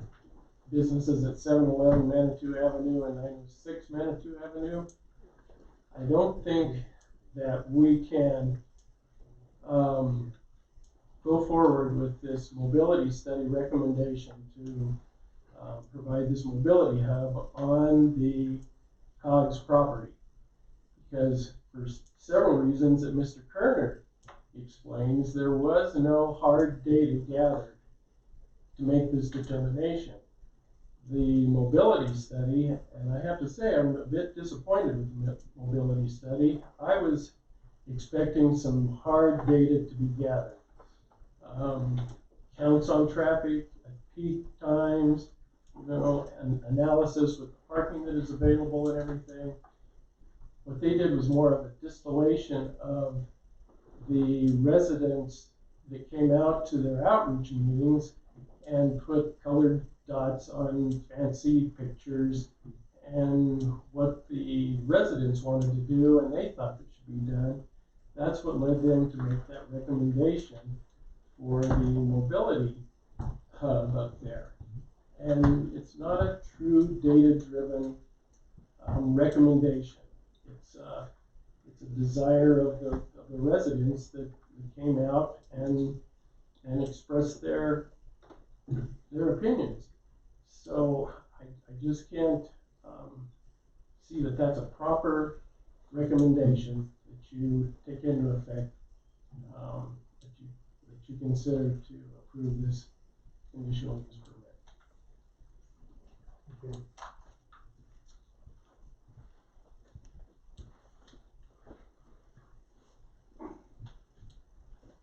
Hi, good evening. I'm Charles Murphy. I reside at 1845 Parkview Boulevard in Colorado Springs, 80905. So I'm not a resident of Manitou. It's still okay that I speak? Sure. Okay. Yeah, it's free speech. All right, great. So my family's been in Colorado for over 100 years, and my family in Manitou has made many investments over the years in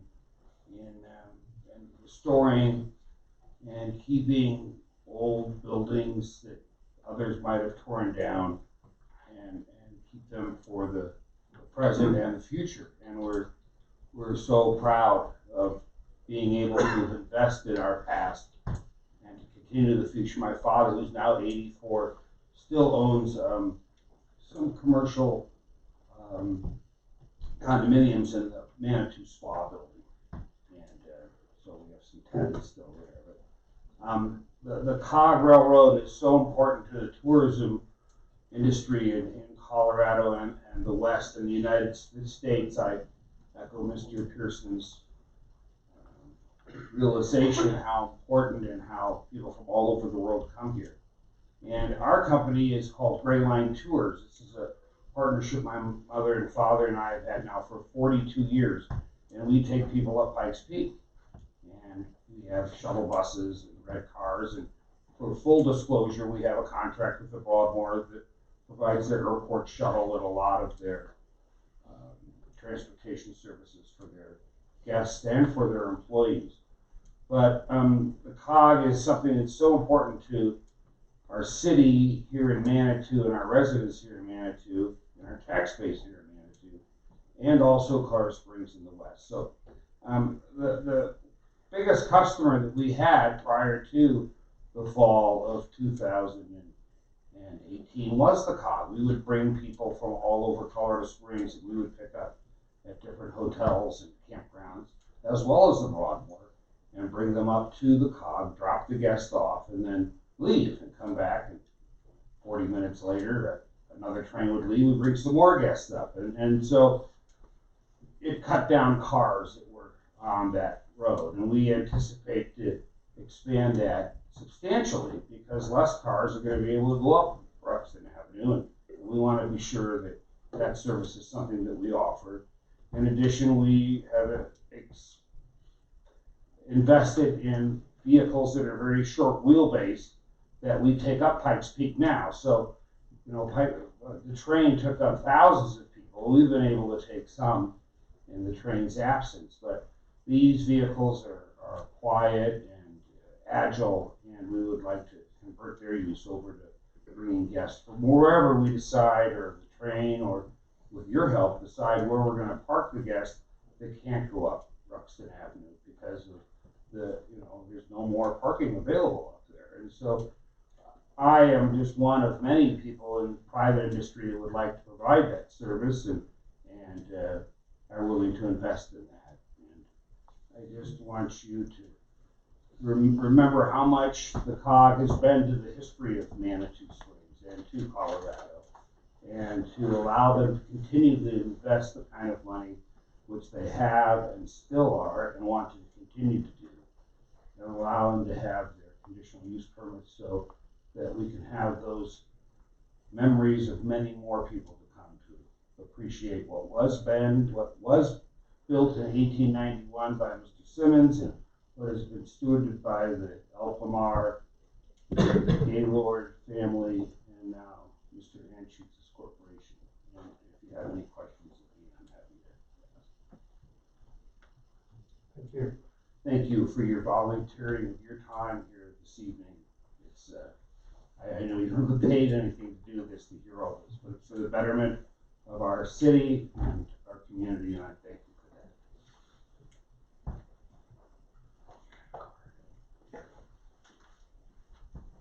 Chair, Commissioners, my name is Jay Rohr. I live at 208 Bruxton Avenue. And I've previously been on the Parking and Transportation Board. And being on that board in the years since, it really becomes obvious that transportation issues are an ever-changing landscape. And to me, the biggest question before you is really about the transportation, what the mobility is going to look like going up Bruxton.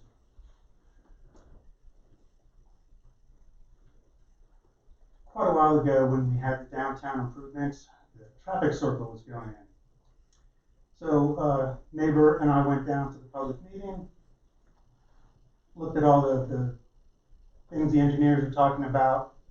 Walking back home, I'm like, Jonathan, this isn't really going to work out very well. And he said, well, what are you expecting? And I said, I expect it to to really solve the problem of the issues down at Roxton and Manitou Avenue. He said it's not ever going to do that. Your expectations aren't realistic. It's only ever going to be a C intersection. It's not ever going to be an A. There's not enough room. It's not possible given the constraints of the area. And so I'm asking you to not dwell over much about finding the perfect solution in the conditions, especially regarding mobility, because it's going to change. Mobility, in a broader sense, is really going to be changing in the next 10 years, 15 years. Whatever you decide is going to be a shorter term solution than a longer term solution. And so I ask you not to spend a whole lot of time trying to get perfect and just concentrate on, unfortunately, something that's going to be good.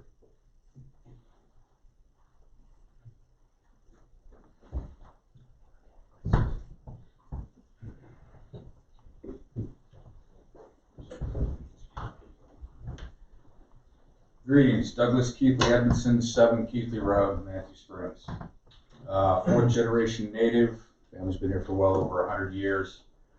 First, I'd like to see the conditional use for the Cog Railway move forward this evening. They have obviously met all the current conditions that were placed upon them. They've achieved all of what's been asked of them to this point.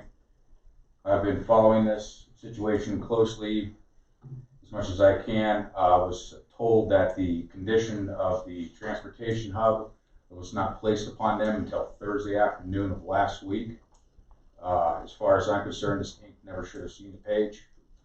This is a shortfall by staff and their condition, as far as it reads for the Cog Railway, is vague at best.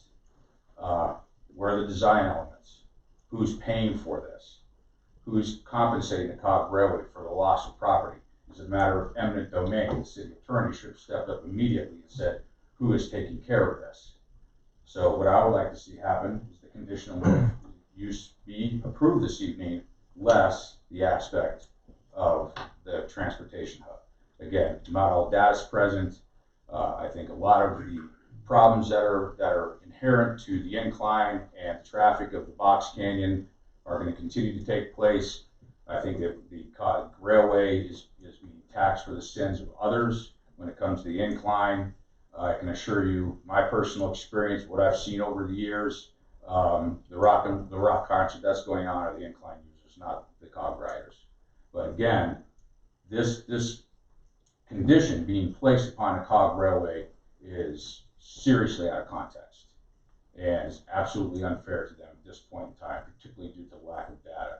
But again, I have to point out that staff has fallen way short of their recommendations of what this condition should be, and that their condition is vague at best. And I will also say this too, because I feel that it needs to be said. As far as the economic growth of this town, this is the elephant in the room. This process and these sort of happenings chase away potential investors in our community in the future. And I think you need to look to yourselves of what's more important, your interpretation of the codes and the ordinances that are in place, or the economic viability of the community. As far as I'm concerned, codes and ordinances, when they become burdensome to the property owners, need to be put aside. Thank you.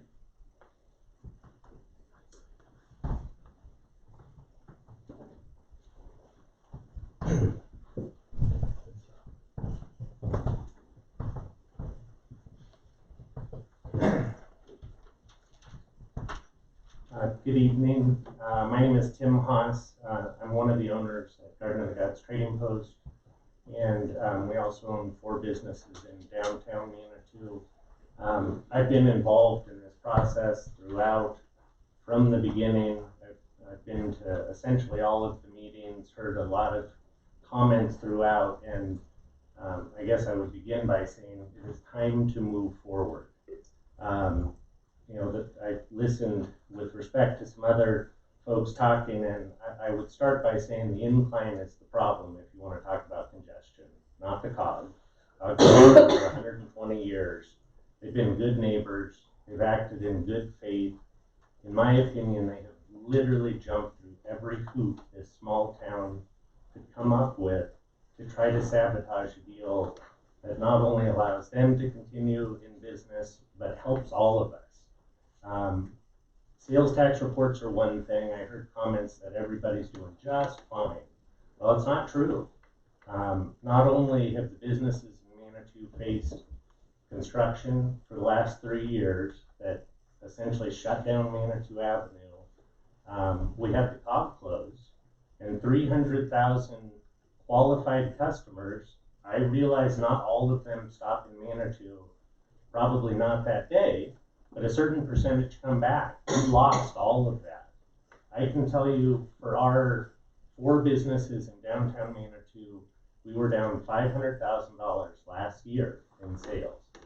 That's not all due to the COG, but I guarantee the COG being closed down contributed to that. So yes, sales tax numbers look good because we're selling $30 million worth of pot every year.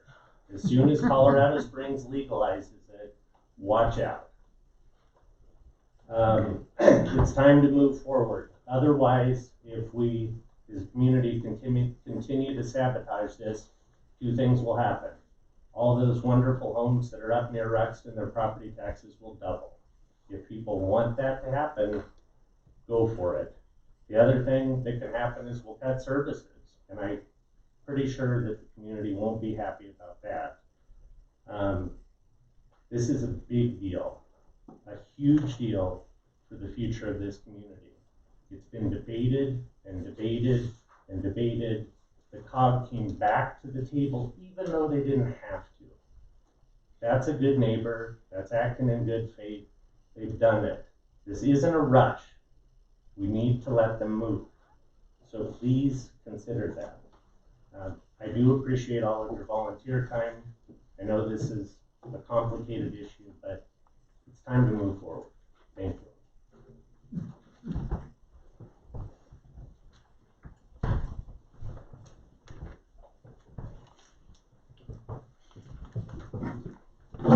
Good evening. My name is Grant Carey. I'm the general manager of Key to the Winds. We sit outside of the boundaries of the actual city of Manitou. However, I think that as far as the business is concerned, we outranked everybody. We've been here since 1881. Our houses were built before 1881. We have employed many people throughout that time. It's probably lost in history, but we actually established the first bank in town, along with some other important facts. I want to just say that, first of all, that I would like to see this conditional use permit approved, hopefully tonight. I'd like to remind all of you that any city's growth is a dynamic and always evolving situation. You cannot, any one of us, put on anybody else's responsibility or plate what decisions were made in 1881 or which were made in 1990 or which probably may be made here tonight. The only thing that we all know that we're all thinking about and always want to keep in mind is we want to do what's right for our children and our grandchildren. And tourism has always been one of the anchor points and keystones of Manitou. Some of you are familiar with the history of Manitou. It was because of Mr. Palmer and Mr. Bell that tourism came to this town. It was because this town reminded them of the spa towns in cities in Europe, and they wanted to bring people here. Everything that's been done, including by Mr. Simmons, who built the train to begin with, it's all been at the convenience of people who visit. The reason was we wanted to get more people to town. That is all that I think you're seeing here tonight and the people who have spoken in support of it.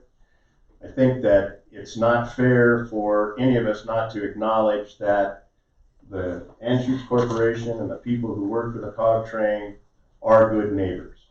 They have always, their reputation here in this community and around the world has always spoken volumes. They have been the kind of business partner that you always wanted. They're the kind of neighbor you've always wanted. They're the kind of grandparent or parent that you've always wanted. And their word is their bond. Their handshake is what they're gonna live on. They can have all the contracts and all the lawyers in the world, but I think that it's time for the city and you as the city council to give an opportunity to them to prove their worth. And I don't think that in anything that they're offering to do today or that they are suggesting they're gonna do in the future in any way diminishes what your responsibility is and how you have a responsibility to protect this town and the citizens in it. But the citizens of this town rely on a significant part of tourism when pot's not involved. You know, I think that, you know, no matter what is going, no one is ever gonna meet everyone's expectations. No matter what you do, there's gonna be somebody that's unhappy. No matter what they do, there's gonna be somebody that's gonna be unhappy. So we have to fall in the middle someplace. It's never an even split. And in fact, we don't want it to be an even split because then we can't make any decisions whatsoever. The trouble here is it's the old axiom of who will plant the corn, who will help harvest it, and who will then help eat it. Here's a man who wants to plant the corn and he's going to take care of raising the crops, and he is then going to invite you to the table to enjoy from it. And you as a city are going to reap the benefits of the taxation, the improved traffic plans, the improved infrastructure that they have to put in place to accommodate their facilities. And so we all are going to be the beneficiaries of a new and improved Pikes Peak Cog train. You know, there's another one of my favorite axioms is the last one in always wants to close the door. Nobody else wants to see anybody else come to town. Nobody wants to see anybody else come to their favorite restaurant. Nobody ever wants to see their favorite place in town. That's just not the way the world works anymore, especially with the internet, especially with the kinds of publicity, blogs, all of the kinds of social marketing. Those things just don't happen. We all have trouble going to Denver on I-25. We all have problems going to the ski areas on I-70. Nobody planned those. It's just that we're the best place in the world to live, and everybody wants to visit, and or they want to live here. So we have to work together, and again, I believe the Anschutz Company is doing an excellent job of trying to work together and be a good neighbor. So, in closing, I would just like to again reiterate that I hope that the City Council sees the importance of an anchor tenant in a very popular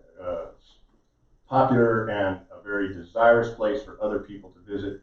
And as Cave of the Winds, we look forward to the benefit that they bring to us, and we look forward to supporting them and what they do. And I look forward to you in supporting them as well. Any questions?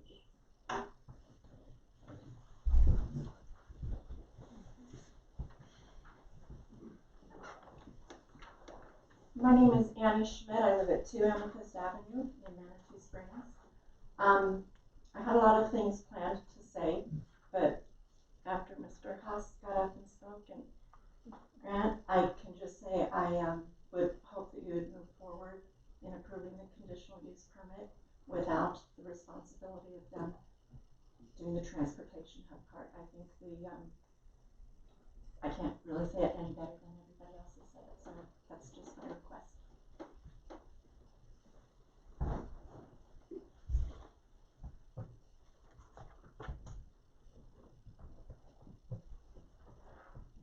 Good evening, my name is Karen Cullen and I live at 208 Buxton Avenue. I have lived with COG for a number of years. The COG is not the elephant, it is the incline. Before we had the RPPs in town, you couldn't move. Ruxton was a disaster, but the COG was stable. You knew when it was coming, you knew when it was going. Yes, we have COG bugs, but we all know when they are. The inherent problem in Manitou Springs is parking and transportation, and we all know that. And what was said earlier about going for something good is the best that we can do. I've always supported the COG, I've been to all the meetings, and I just want to say that our economic vitality and parking and everything needs to be worked together jointly. But we need to move forward with the conditional use permit tonight.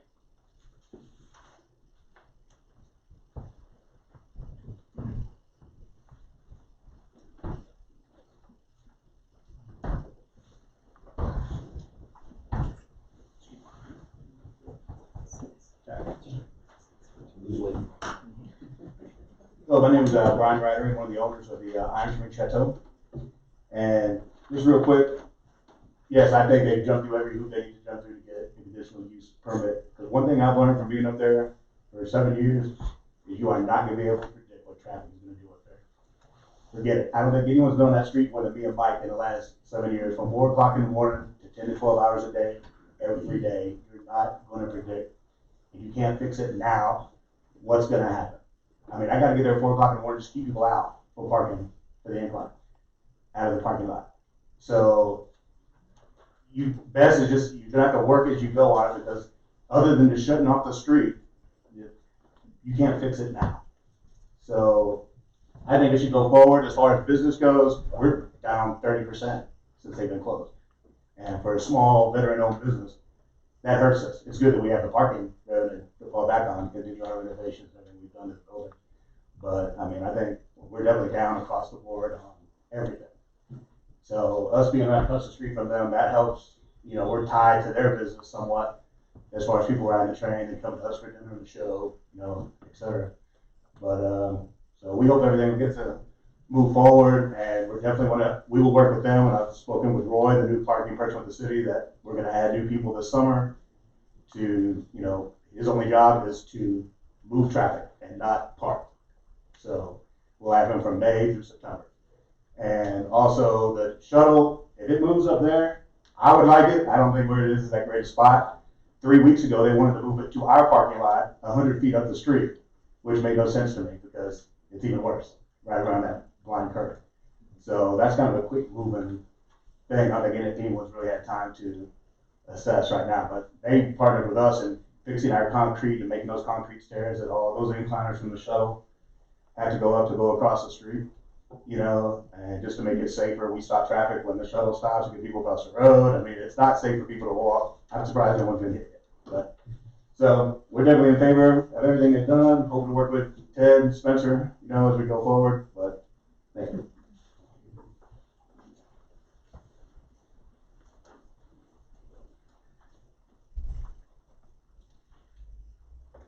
Anybody else would like to comment before we close public comment?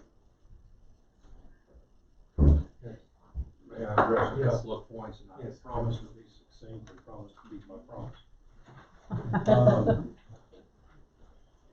Couple of things are worth noting, and a point-by-point response is not. There is nobody that has disputed to this point ever that traffic coming to Manitou Springs is for a single purpose.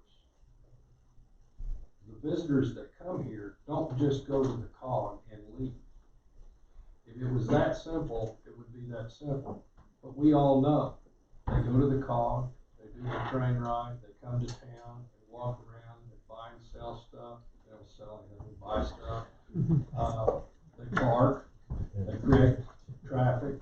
But this isn't a binary system where there's only COG people to the exclusion of everybody else. It's a mixed bag. People come to Manitou Springs because of all of its wonder, not just a single thing. That shouldn't be forgotten because we can control only what we can control. We can only control the people that go into our parking lot. We can't control them before or after that. So if Mr. and Mrs. Jones decide to come down Manitou Avenue and park on the street and get tied up in a snarl at the traffic circle and then go to the COG, we don't have any control of that until they get up to our parking lot. Now, again, we're trying to purchase and implement every bit of technology that we can find within reason and work with the city, met with the city today to accommodate that. But we can't, there's certain things we can control and there's certain things we can't. That's why we're all in this together. Second point is, and hopefully everybody will remember this, we have supplied data ad nauseum to the extent we can predict it to the city. We did this 2 years ago. The city ran its own models. We ran our models. We compared notes. Malcolm Fleming and I spent endless hours on the telephone from all over the country, comparing what we could project into the future. That's why in the tax incentive agreement, there's actually some traffic numbers where the scheme on taxes changes at a certain point. But I'll remind you that never, only once before, maybe twice, I don't remember exactly, have we exceeded 300,000 riders. So there's at least 30 variables in any given day that dictate who's going to be coming up and who's not. And it can be happenstance, or it can be design, and it can be any place in between. It's not as predictable as one would think, because we just don't know what everybody's intentions are. The incline, I've heard that for 2.5 years. The incline is a problem. Everybody knows it, but we don't control the incline. We don't own the incline. There's a 3-party agreement between the COG, City of Manitou Springs, and City of Colorado Springs dealing with the incline. If the City of Colorado Springs and City of Manitou Springs wants to change it, I don't think you're going to see us standing in your way. We don't make any appreciable money off of incline folks going up there, and I don't think this city makes appreciable money off of it. But again, it's not binary. You do off of some people, you don't off of the others. But there's nobody coming to the COG to sit from 4 to 7:30 or 7 or 6:30, whatever the first train is, depending on the moon phase, sitting in our parking lot. That's the incline. But we can't control that. And we don't do anything to promote it. We don't do anything to dissuade it. We're just neutral on it. But we're all subject to an agreement that is beyond the purview of this commission. So, but if the city council wants to do something about it, we're not going to object, I don't believe. But again, the details matter. The shuttle idea, that's not a new idea. Our corporation, brought up the shuttle idea to Mayor Geray and to Malcolm Fleming 2 years ago. And we're trying to find a way to make that work. We couldn't put it in agreement because we don't have the facts yet. And that's the problem. We don't have the facts yet to ferret all these things out to where we have a comprehensive plan to say, we need to have a shuttle spot here, and we need to have one there, and we need to drive it this way, and we need to drive it up through the flats and come in that way at these times. We just don't have that yet. And we're only going to learn that over time. There's, as was just said by the gentleman, only time will teach us those things. The question is, do we have the willingness to work together to accommodate those? I played my case on that. Last thing I'll say, or almost the last thing, these folks that have come in here and told you about their businesses today, it's easy to come in here and hyperbole and accusations, all of that. It's hard to listen to, frankly. But these are people that own businesses in your town. And they're hurting. Think about it. Down $500,000 last year. That's meaningful to that organization. Down 30% at Iron Springs. That's meaningful. There's a consequence to what we're doing now. I've talked about intended consequences and I've talked about unintended consequences. There's both here. And I think we need to be very, very careful about it. The last thing I'll say is this, and it's something I said a long time ago. We're happy to have a discussion with anybody from Manitou. We're happy to have debate, rigorous debate, emotional debate. But what we're not willing to do is argue about non-facts. We have to deal with facts. And some of the things that were suggested tonight just aren't true. They're just not even remotely true. Your own city administrator ran umpteen models on what the cost to Manitou Springs of the tax incentive agreement was over 50 years. And the answer is $4 to $6 million, depending on multiple variables. So when I hear somebody suggest that the city's putting in $60 million. That's just not right. It's not true. And I trust this commission won't, will insist on dealing with the reality of the situation and not other things, because we've all put in too much time and too much effort, too much money, too much concern to deal with non-facts. I appreciate your time. I appreciate your patience with my comments. I appreciate everybody who's made comments tonight. This is a big deal. It's a really, really, really big deal. It's really important to us what this commission does tonight, because it tells us what kind of partner we've got going forward. And you have both sides to consider. I don't envy you your task, but I do think there's a very elegant and a very simple solution. Approve or recommend approval of the CUP without the 25 spot element. Trust your city staff to work very diligently on coming up with a plan. Trust us based upon not what we've said, what we've done. We've committed to this project when we didn't have to. Trust us for what we've done. Understand that we both prosper together or we both fail together. And let us go about our business coming up with something that really works for all of us, so that we can mitigate as much of the hassle as we can for the benefit of both of us. But to do the opposite is difficult to understand on how it comports with the spirit that's been created. Appreciate your time. Any questions?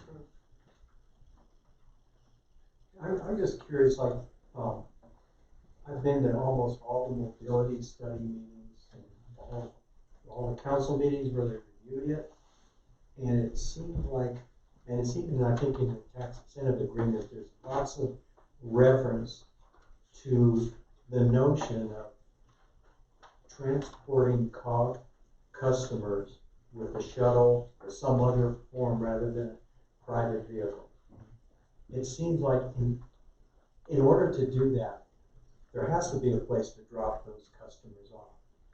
And you know, all the council meetings, the work sessions, all the deliberations where it was discussed, should we do option 1, option 2, option 3 that went away, whatever. We never heard a COG representative say it's not going to work for us. And so now what I'm hearing tonight is you really don't like that idea. And it's like, I'm confused, like where, do you have any ideas like how that paradigm is going to work if we don't have a transit stop somewhere up there? Do you have any other ideas where it could be?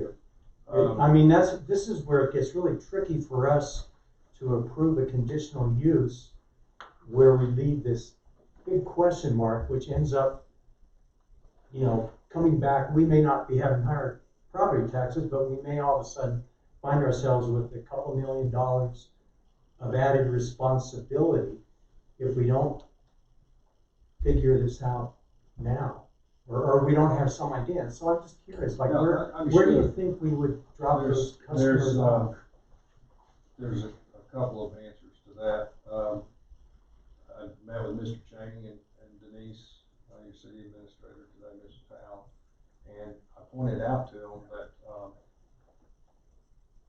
nobody had ever sent me a schedule when these meetings were, and certainly our people could have told us, but I was always told that these are just discussion sessions about possibilities, and I think there's only been 2 as far as I know. I've told Mrs. Howe and Mr. Cheney, if you think I need to be there to help make a decision, all you have to do is let me know when it is, and I'll be there. I'll move plans, I'll move travel, I'll have to do whatever. This is really important. And to their credit, they said, and Ms. Howe and I have talked about it, we did such a good job of communicating this fall. We haven't done a good job since the reports came out. So that's a failure on my part, that's a failure on her part. I had no inkling at all that the city was even remotely prepared to make any decisions on this. So that's part one of the answer. Part two is this. It's what I said earlier, Mr. Chairman. When I was first approached about this turnabout, there were 5 options, I believe, maybe 4, but 5. I never really heard that it had been narrowed down to 2. I thought it had been narrowed down to 4 because 1 just didn't make any sense at all. But Mrs. Howe contacted me and said, would you be willing to sacrifice 6 to 8 spots? And I kind of asked a few questions, and ultimately the answer was yes. She called very in short order back and said, would you sacrifice, say, 8 to 10? And I made her promise that this wasn't going to go on every day. But I said, well, let's look and see where they are and what it means, and if there's a way around it. But that's certainly something we'll entertain. Since then, and only recently, last week when the recommendation was sent out, did it jump to 25. Now, I was under the impression until Monday of this week that those 25 were in our parking lot. That's a whole different ball of wax than 6 or 8. And Mr. Merrill and I had a conversation. I was actually in Georgia, and we had a nice conversation. Denise, Ms. Hal actually walked in, and it was made clear to me that part of those are on Ruxton and part of those are in our parking lot. But today, in a meeting with the same 2 people, I was told it might be 35 spots. So we've got a moving goalpost here. All I can tell you is we'll sacrifice some spots. I mean, we're more than happy to do that. But let's have a full plan on doing that. If that's the best spot, that's fine. We've got other issues. How does the city pay for this? What does it look like? Because the city's going to be very strict on us, keeping architectural style consistent, and that's not going to be a problem. We fully intend to do that. Does this actually work? Is going to be a really important question. Will the shuttle service be able to get liability insurance for coming on private property where there's parked cars and people walking through? All of these are questions that are very important. It's one thing if it's 6 or 8. It's a completely different thing if it's 35. So that's what I'm saying about we need to get all down to the details. And at some point, there's got to be some trust in here. There's just no way around that. We trust you. We want you to trust us. That's the best answer I can give you. As far as being a traffic engineer, I was in engineering for a semester, and the dean suggested I go to the business school. I'm sure the business school dean tried to give me back.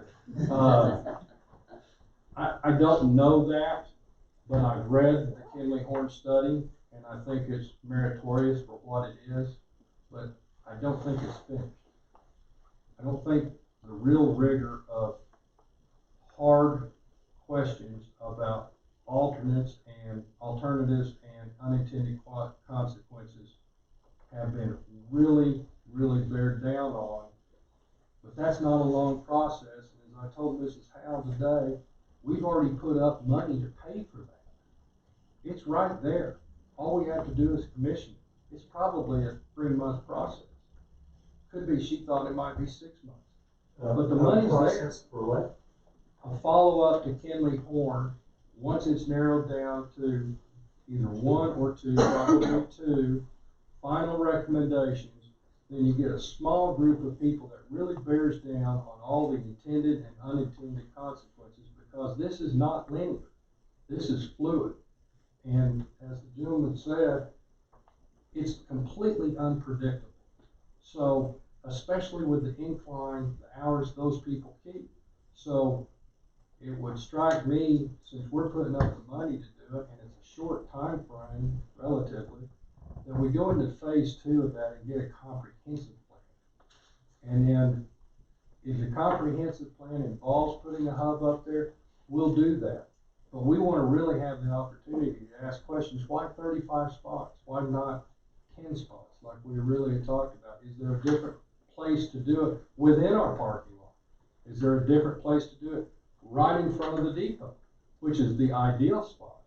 Is there an opportunity where we have the parallel perpendicular parking next to the overlook into the train? I guess that's the south side of the street. Is there a better opportunity there if there's a shorter turning radius. There's still some questions to ask. I'll just remind everybody, we haven't had this report very long at all. It hasn't been finished, and there hasn't been any real cross-examination on it by all parties. I Yes, have a ma'am. question. So it sounded, from what you said, the fact that this conditional use permit was coming before this commission today was kind of a surprise, and you hadn't planned for it. You didn't expect it to be this soon, or? No. I didn't think, I'm sorry if I miscommunicated. I fully expected this CUP to be here. We actually were set, I think, in December to begin with. And we all agreed collectively we needed to do some more work. So it made all the sense in the world to push it off. Part of what's driving this is subject to the historic preservation approval. We've got to get under construction on the depot in May, otherwise we're going to miss our timeline. So that's part and parcel of it. What was a surprise to me is that conclusions about a citywide comprehensive traffic plan are being drawn so quickly after the plan has been delivered without a second round of double checks.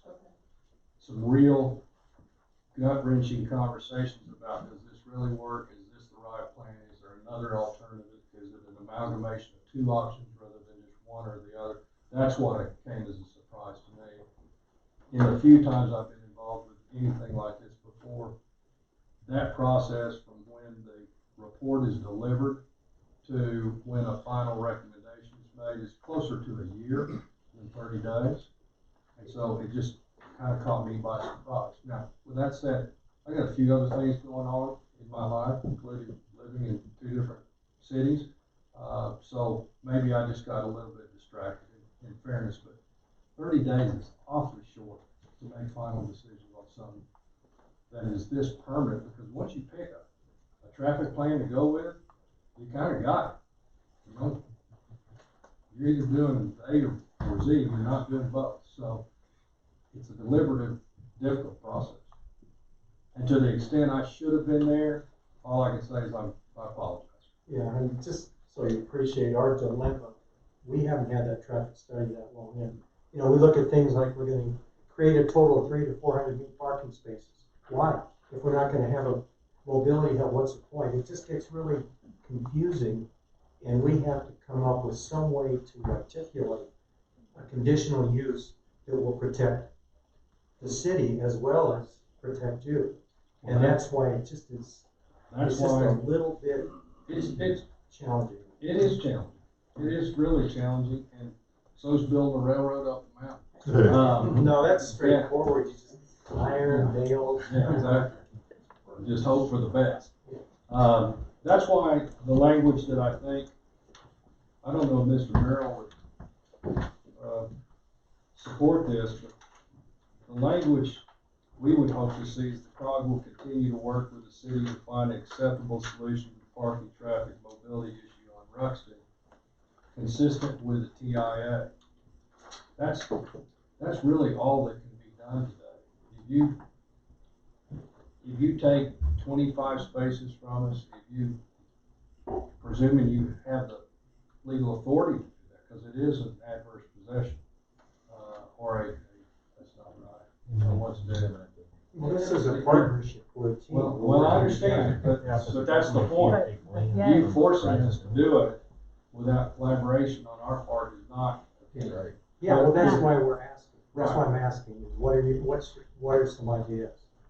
Well, the idea is to put more than 30 days into really grinding this study to its finest, to really think in a 3-dimensional way about consequences on both sides of the ledger, trusting in us and trusting in your staff to find the best possible solution, and trusting based upon our history that we're willing to work with the city in any reasonable way, because we always have. I haven't heard anybody come up and say tonight or any other time that when things got tough here, we didn't stick up for the city. We've always been here. So I would think a little bit more leniency in the language would be a good move at this point. I would hope Mr. Merrill would support that. It's consistent with everything we've done. There's a lot of history here. And I'll just remind you again, intentionally redundantly, it does us zero good to have traffic congestion as a working business. It doesn't do us a lick of good. It doesn't do the city any good. We want a smooth traffic flow. We're investing in a smooth traffic flow. We're trying to do everything that we can. But just to suddenly say, we're going to take this much profit from you is too much too quick. And it's not consistent with what we've done with a lot of effort over the last couple of years. And I know that puts you all in a tough spot. But I'll remind you, this code that you're operating under wasn't designed for this project. Nobody ever envisioned this project. Nobody ever envisioned anything like this project. This is something that is so out of bounds with the norm that there has to be some smoothing of the rough edges to make this work. That's what we're asking you to do. Because at the end of the day, we either trust each other or we don't. I mean, that's really what it comes down to. If we don't trust each other, we got a real problem on our hands. I mean, we've got an enormous problem on both sides of the ledger. We're in real trouble financially. We're all in real trouble also. Who would want that?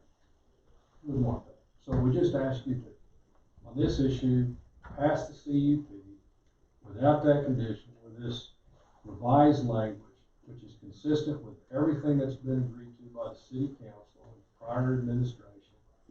Let us all work together. Let Mr. Johnson and Mr. Cheney continue to work on all the jets and gizmos we can find to make this thing happen. Not trying to predict the future out too far, because it all changes. It all changes so fast that we don't know what will be there on opening day. But if lights are needed, we're going to put lights in. If directions are needed, directional, like you see in the airport, are needed, we're going to put it in. We need help with the city of Colorado Springs, which was asked of me today. We've got relationships with it. We're going to make the call. We're going to try to help. But it can't be a one-sided relationship. And that's what we're essentially talking about tonight on this particular issue. I will give you my word for whatever value that has or doesn't have to you. If it turns out that the mobility hub is the smart thing to do in our parking, and it doesn't just wipe out our economics, we're going to do it. That's our benefit. Because putting the city completely to the side, that's our benefit. If it doesn't work, then we shouldn't have a condition of doing something that doesn't benefit you and doesn't benefit us, and having the city spend hundreds of thousands of dollars to bid this thing. Because it isn't just a shed up there, just to sit there idle. We need to work out the details. Thank you. Any other questions? Okay. Well. Huh? Are we done with the public? Yeah, the public hearing is closed. I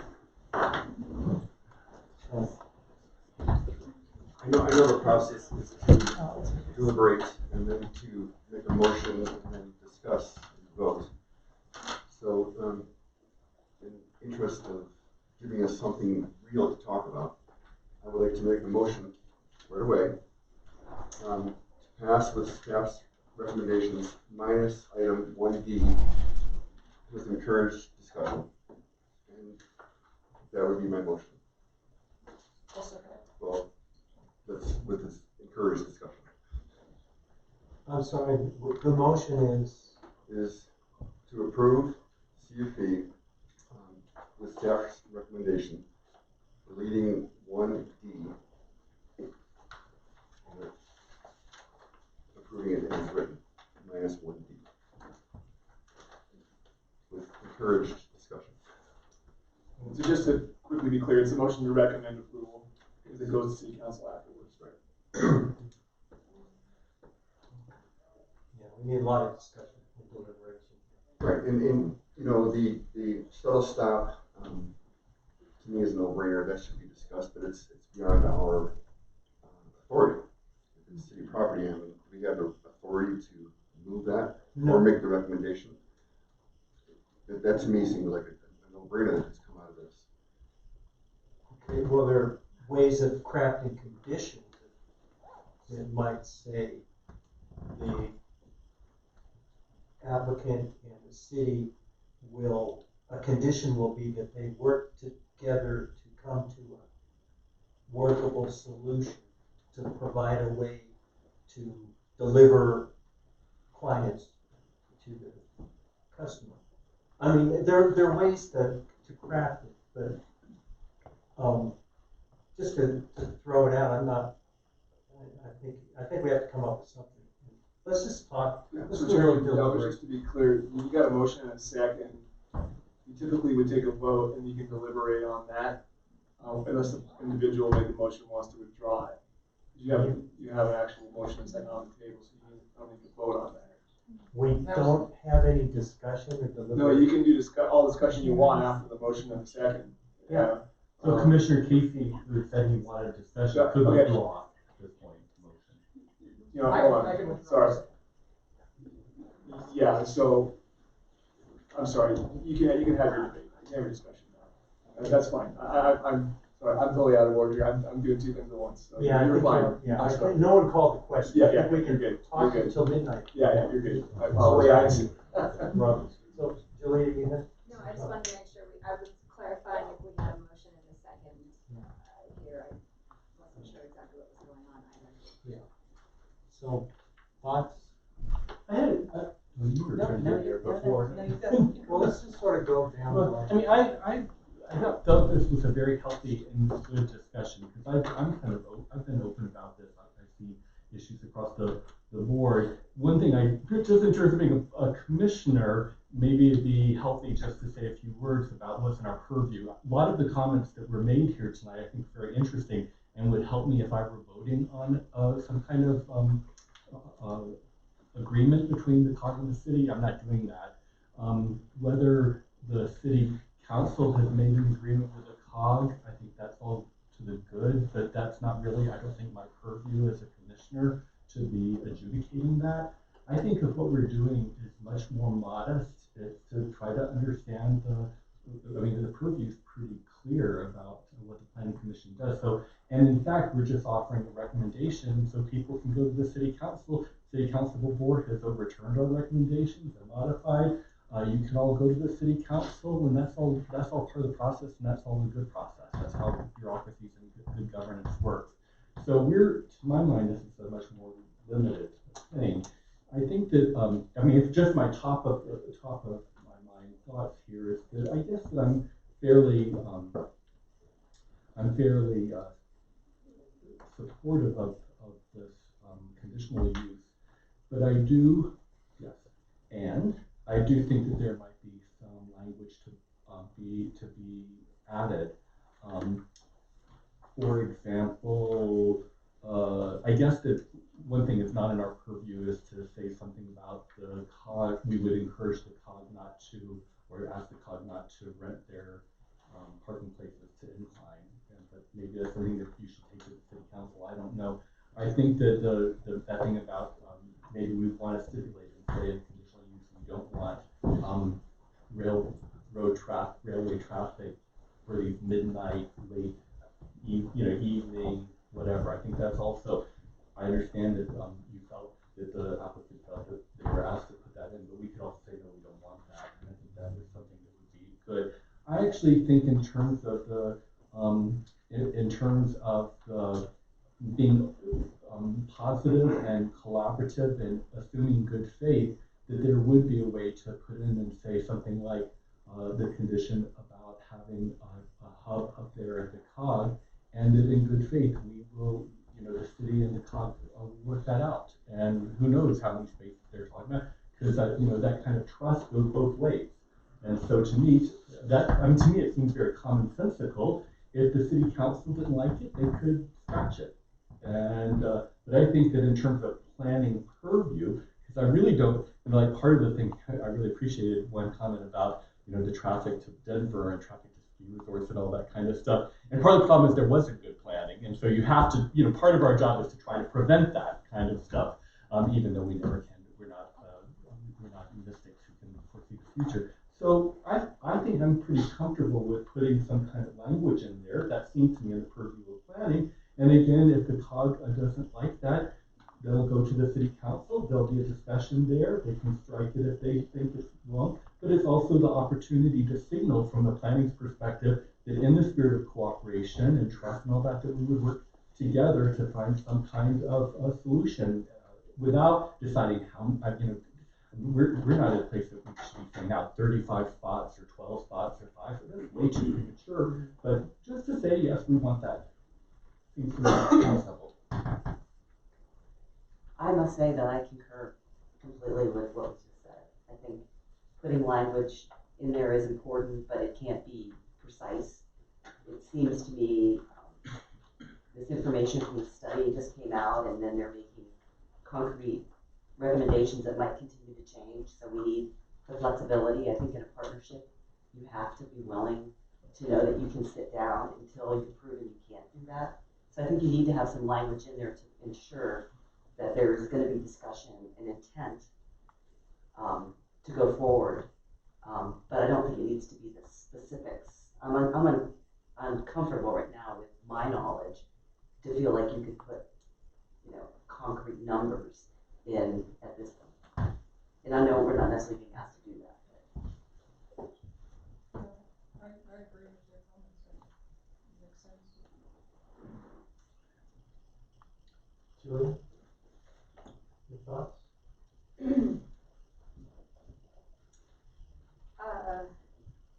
I'm disappointed in all of this evening. From the standpoint that we're being asked to make a decision that, as was reinforced time and time again, that is important, it's imperative, it's kind of, not kind of, it's temporally, this decision is imminent. But when we have an applicant who uses terms like government taking, it doesn't feel like we have a collaborative exercise going on here.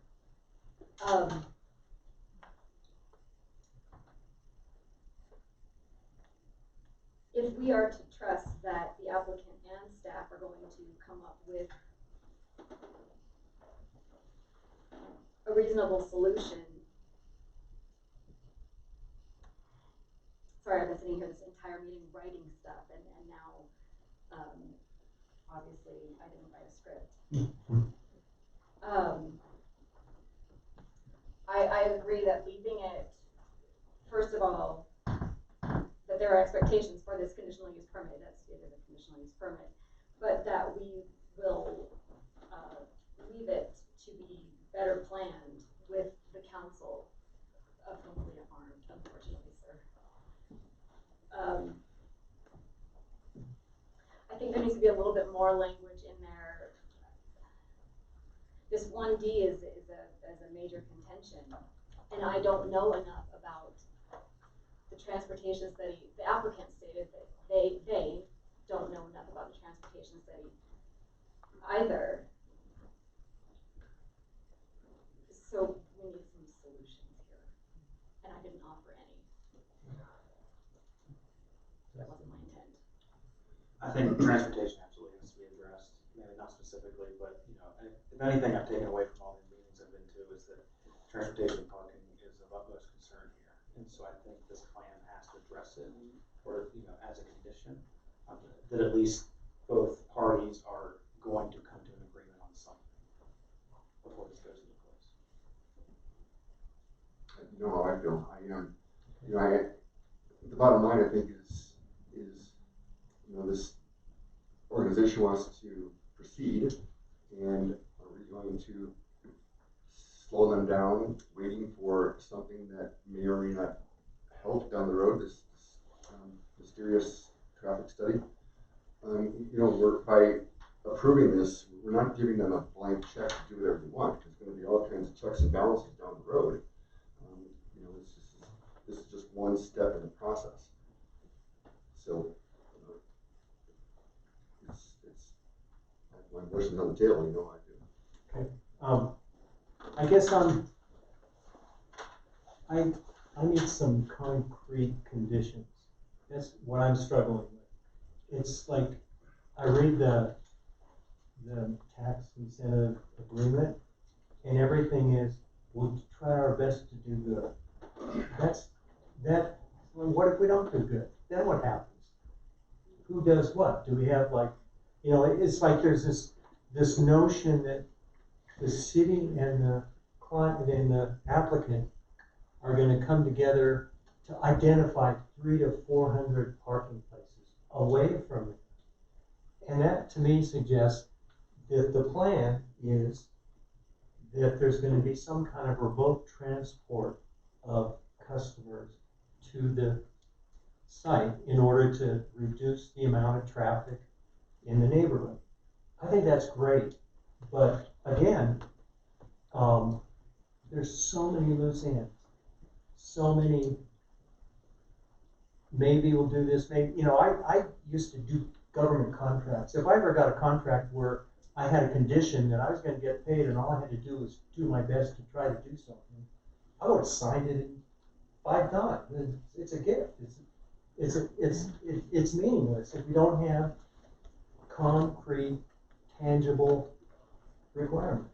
And I think if we're creative, we can come up with a way to state that's not obligating or taking or anything, but it's saying that, yeah, you can have this conditional use, move forward, but we all are going to have to work together and come out with a result. It can't just be we're going to try to have a result. We have to have something tangible, or we're not saying anything. We're not. It's not a real condition if it's just we're going to try. And so that's my heartburn. I'd like to figure out a way to come up with those words. That's one issue I have. The other thing that we haven't really talked about, that if we think back, those of us that were here in 2016, one of the big issues was the queuing challenge on Winter Street. You know, backing up all the way, people going into the cog lot, and some people want to be there for the 2 o'clock train, but it's 10 in the morning. So every single car they stop and talk to, it backs way up. We need to figure out a way to solve that. And there were ideas tossed around, like maybe that some work is done on the upper part of Winter Street to move some poles or something and have a queuing lane, so that at least the traffic doesn't just back up all the way for people who want to turn around. They can get up there and go around. So maybe we could have some language like that, just to say it'll be the responsibility to come up with a solution for that. So those are my 2 real issues. Trying to. I still think we're talking about something that doesn't exist. We're talking hypothetical. So is it an option or a consideration to approve the conditional use for 1 year after the COG opens? So then give them a year, give them the benefit of the doubt, let the city do their job, let them iron this thing out, and then when we're dealing with reality, come back and say, how's it going? And then if there's major issues we can change. It's very vague. We all know it's vague. But are we going to slow this down, or are we going to let them go and take a leap of faith? But maybe with a condition that there's a deadline, you got to come back and reanalyze. And what could be the outcome of the realization? Well, then we can talk about things that are actually happening. Today we're talking about things that may or may not happen. Well, the only thing about that, I see that point. I would say that we didn't do that with the marijuana business. We talked about a lot of hypotheticals because it did not happen, and we spent hours and hours trying to figure out every contingency that might arise. Right. And that seemed to me part of our responsibility.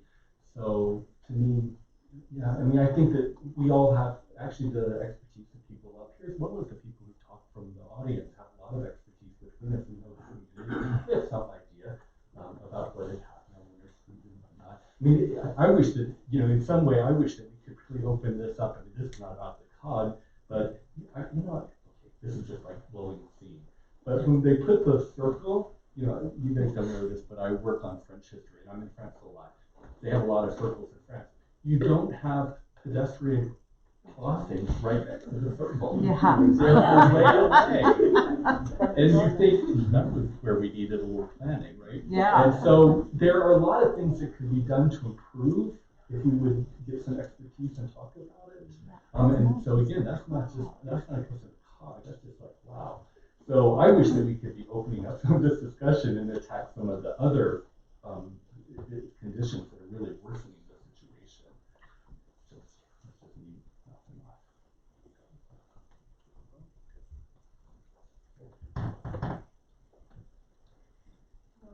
I'm supporting Mike's on this because the challenge is, you know, what if we're gonna try to build language out, what are we gonna try to measure?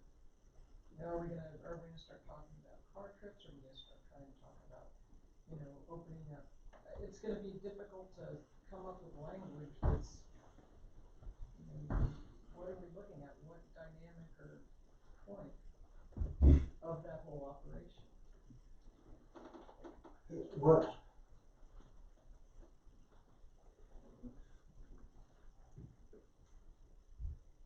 We've got this, previous council, and to a degree this council has spent a lot of time on the mobility study. The notions in there of moving people rather than cars, and that was a big goal of it. And I think this notion of a mobility hub was a key component of that, was the idea that we would be building towards this grand reopening of the business, that we would have some way to basically start that process going. And it's like, it sounds like, you know, what this motion on the table is, we're just kicking that can down the corner and we're not thinking about it.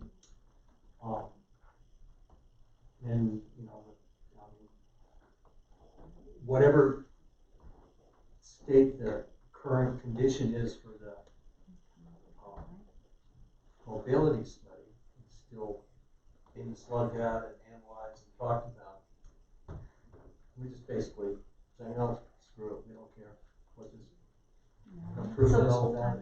I'm unclear about this in D. So is this a firm recommendation from them that exactly, I mean, what I was hearing from the applicant, we love feedback, is that the number keeps changing about what that looks like.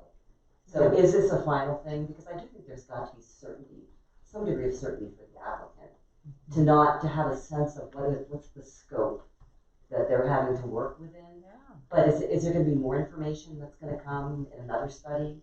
That's what I'm unclear about. I guess I need more help in understanding. We probably do need a hub, but I have no idea if they really know exactly what that looks like yet. I think that's the problem, and I sympathize with them.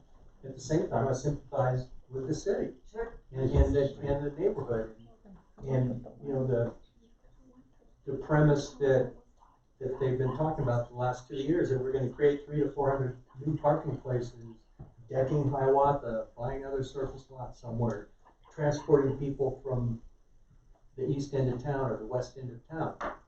The whole notion of that is to, you know, if it's just about having more customers in Manitou, the COGs are not involved. But that's, you know, that's part of this agreement, was we have to have more parking, because we're going to try to relieve some of the pressure on the pressure of single, you know, vehicle transport. So I think I'd be comfortable if we could at least come up with a condition saying that the city will work with the POC and the city will work together to identify a mobility hub or a transport stop in the neighborhood of the COG. Just something, and even that, that's arguable, that's debatable, we can do it. And, maybe the result is that the hub will be down at the split with Winter Street. People have to walk the street, which is ridiculous. But I'd like to see some language in there. And just one more mention, Tiff, you had mentioned that this will come before City Council, and it's just, people need to be aware that there won't necessarily be a public hearing at City Council. That's not in our municipal code. This is the public hearing. I'm not sure that's accurate. I looked it up, and it sure sounded like there was no public hearing. Just make sure we actually have to eventually get this section right. It's 1830. Yep.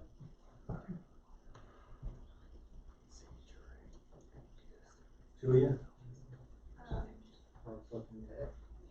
While Mr. Parker looks for that answer, may I ask planning staff if the minor development plan that staff is anticipating receiving from the applicant, is there any requirement, because I don't know our code generally well, for transportation and or a mobility hub, or will the minor development plan consider any?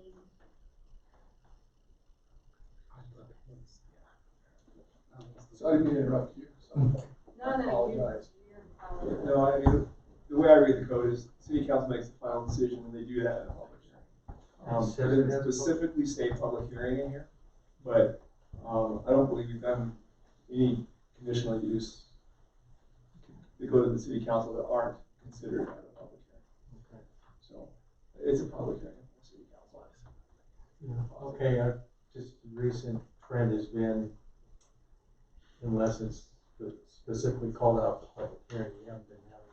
Yeah, and it basically references, it's the same criteria that are being reviewed by the City Council. It's a public hearing by the City Council. That wouldn't be the appropriate process. Just consider We'll hold you to that. Okay. I have not worked here for a very long time, but I thought minor conditional uses do not necessarily have to.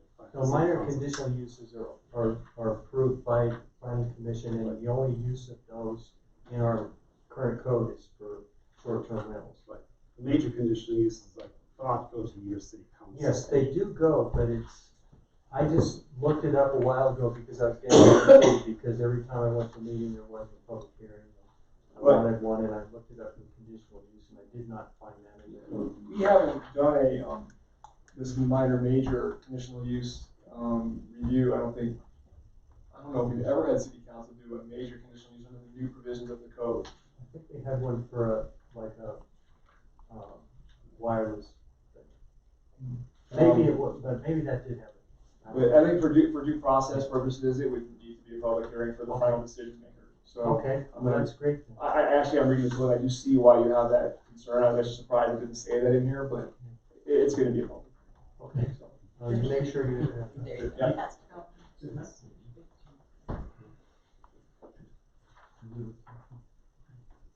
No, I asked the planning director, the interim planning director, to just address whether the minor development plan will have any sort of transportation concerns addressed in it. We will continue to work with the applicant. I can say that for Ms. Howell, with certainty, that we will continue to work with them and resolve this. If you put a condition in there that says that staff and the applicant will work together to provide a mobility hub, not necessarily the Kimley Horn one at all, but a mobility hub, we will work with the applicant to do that. The minor development plan is a public document. When it's submitted, anybody can come into the office and see it. We'll continue to work this out to the best of our ability. I don't know if that directly answered your question, but I don't anticipate another traffic study coming in, if that was a more direct question. No, Sorry. no. Just in terms of coming to a conclusion, I really think the COG is a major asset to our community, and I want to be supportive. I guess that when the push comes to shove, trying to weigh all evidence, that if we have a condition in there about some kind of hub, then I'm going to support it and I will vote for it. But if it's not in there, I'm afraid I will vote no, knowing that the city council can overrule us and do what they want to do. But for me, that's, in trying to weigh the different considerations, that's where I would come down. So I think that, I don't know where the votes are and all that, but if we're trying to come to some kind of consensus, just a decision, that would be great. Just education for me. How do we define a mobility hub versus a shuttle stop? I think they're the same thing. Because a mobility hub sounds a lot bigger and a lot more expensive than a shuttle stop. It could be. I mean, right now, we have a mobility hub, it's also called, it's really a shuttle stop, but I think it's just, Because I think that sounds more, I mean, I support language saying with a shuttle stop or mobility hub, just so you can kind of give you some wiggle room in there. And, because I think the language to me just sounds, one sounds expensive, and the other one sounds like you can look at loopholes maybe in. yeah, there's a lot of details of, a lot of flowery language in the mobility study about mobility hubs and pretty pictures. We have Pretend discussions ones. as well. And yes, we're probably looking at something much smaller up here. Yeah. So I have no objection if it's satellite or you have other language you want to put in there. And Where it's you can not just say shuttle Just a shuttle stop Shuttle stop. would support the, I think, the feelings, The and the spirit. spirit of the, yeah. And what about the idea about conditional use for a year after COG is in operation? And then we come back and talk about something that exists. I Is that always what we're- like that, but I think the customers, the clients. I don't know. Okay. Well, they can complain. I think it's a good. What's your opinion on that? Okay, so they finish this up in May of 2021 is the date of operation. So obviously you don't want to have it before a year from now, it would be a year after it's operational. Yes. Okay. Awkward, first thought. After spending $100 million, where do we go to? Coming back and So I can jump in. Durational limits are typically done in a situation where you can tie the actual condition and duration to an actual finding that it'll no longer meet the criteria at the end of the duration. Typically aren't done to reevaluate an application. So if there's a particular reason why the durational limit makes sense based on your review now, like there's a subdivision next door that is going to be built out in 5 years. It'll be compatible until that happens. Therefore, you're going to put a durational limit on your approval. The applicant can then decide whether or not they want to take that risk. The problem with doing a durational limit when there really isn't a tie to the criteria, it's more just we want to look at this again, is that that isn't necessarily linked to the criteria. It's more just we're not sure right now. We want to look at this again. I think from a practical perspective, anybody who's going to build or construct something isn't going to do that with the chance they're going to have a complete reevaluation in a year. That's a good point. We looked at this for the city a few years ago, so we have a little knowledge on it. It's definitely they're permitted, but only if you can tie it to an actual criteria. So how about if we, I guess I'll modify my motion if we can agree on the hub sentence or two. And then that at the very least, that will emphasize to city council what the major concerns are. And again, this is not a green light, there's gonna be more discussion, there's gonna be, we gotta let the city do their job and trust that the COG folks will do what they've been doing for many, many years. So Commissioner Dixie, would that be, so you would still annihilate 1D, remove 1D from a conditional use permit, but or you would substitute that sentence in there? Well, I don't know. Let's do it as a team. I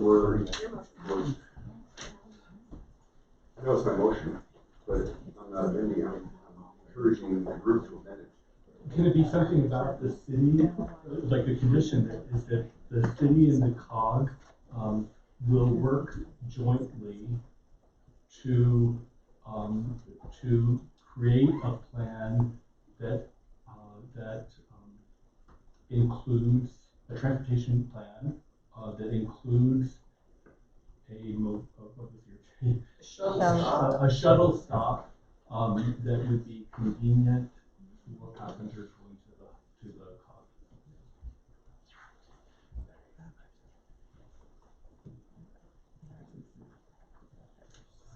In theory, the one that's there now is convenient to people going to the COG, right? Because they're still going there. Well, this would be the city and the COG Okay, that have to working be together working to together. identify- Because we're talking about like working collaboratively and trusting. So identify the location mutually agreed upon for shuttle stop location. So like the city and COG work jointly to identify and create a transportation planning, which would include a shuttle stop or Shuttle stop or transportation. Or transportation. It's no big, but the option exists. And then it can be worked out. But then it's one or the other two. You know, you're putting some definitive, because it's not, it's a or, and or.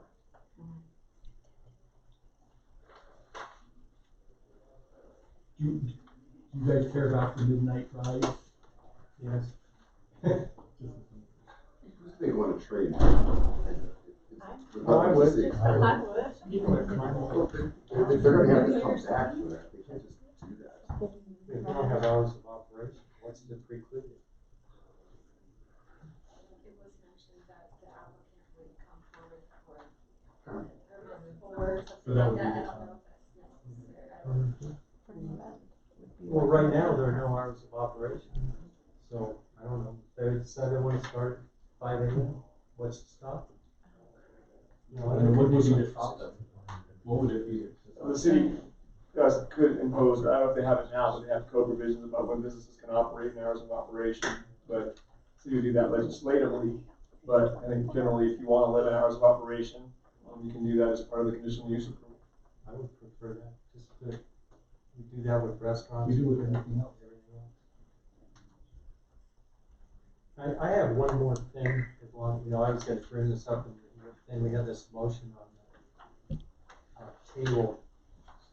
And I just wanna, feel stupid, but I didn't at least mention it, in the conditional use code, in processing conditional uses, there was an item 8 that wasn't in our report, staff report. It's like, a public facilities and services impact report shall be provided that complies with requirements of section 160840B of the Manitou Springs subdivision regulations. And when you look at that, and it talks about, a lot of this stuff is immaterial, water, sewage system, but there's one item, item 3 of this 160840, that says demonstration that the provisions for service to meet the needs of the proposed development, including streets, drainage facilities, traffic services, police and fire protection, schools, recreation facilities, and utility services, meet the needs of the proposed development. Impact on city services, resources, and infrastructure must be quantified and cost estimated. Is that something you would care about? This is done. This is a conditional use. And, okay, and that's in the code. There's a documentation required specifically public facilities and services impact.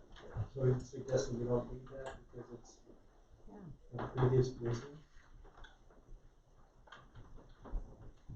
I think that was written into with the intention of something that was starting new in like a new restaurant, for example, that we've talked about many times, but this is it's an existing operation. You know, if they decided to start running trains at 4 o'clock in the morning, you know, that the city can go after them for noise violations. It's just, you know, we're not giving a blank check to do whatever they want. They got a long history of you know, a good relationship with the city. That's going to continue. Why would they change? If they're business people, they're not going to put a transportation hub with it in a place that doesn't make sense. You know, we got to let these people do what makes sense and not over-regulate. Are you going back that you don't support the idea of putting a condition about the, like, are you including the thing about the transportation? I like that. Yeah, I like. I will. No, I'm Well, gonna pull it and, you know, Mike, are you supporting it? Well, of course, but I think we're stating the obvious. That's No, that's fine. I mean, Yeah. that's good. I mean, if it's obvious, then nobody should worry about it. If we put it in.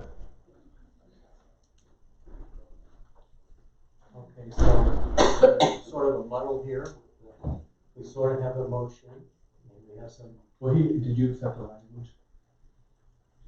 Did you accept the language except for the amendment? Yes, the way it was written, yes. Okay. Do you want me to read it again? It may not Well be done. complete. And my voice is giving up. The city and COG work jointly to create a transportation plan to include a shuttle stop and/or a transportation hub. Did I leave something? Do you want, a transportation hub in the vicinity of the? In the vicinity? Of the dog. So it may or may not be on COG property, is that? That would be worked out by the city. Yeah, that's still different. In the spirit of cooperation. It's up to you, I just want to make sure it's clear. Because the current provision is definitely a dedication of an easement for land on COG property. Yeah, So, well, that seems to be, this is just sort of loosening that language, and it may still, that still may be the outcome, but at least. Yep, no, I just want to make sure I'm clear what we're actually putting out for a condition, so. And then we have the hours of operation. Hours of operation. To me, I can't remember when we approved these kinds of conditional uses without putting hours of operation, but I can go on.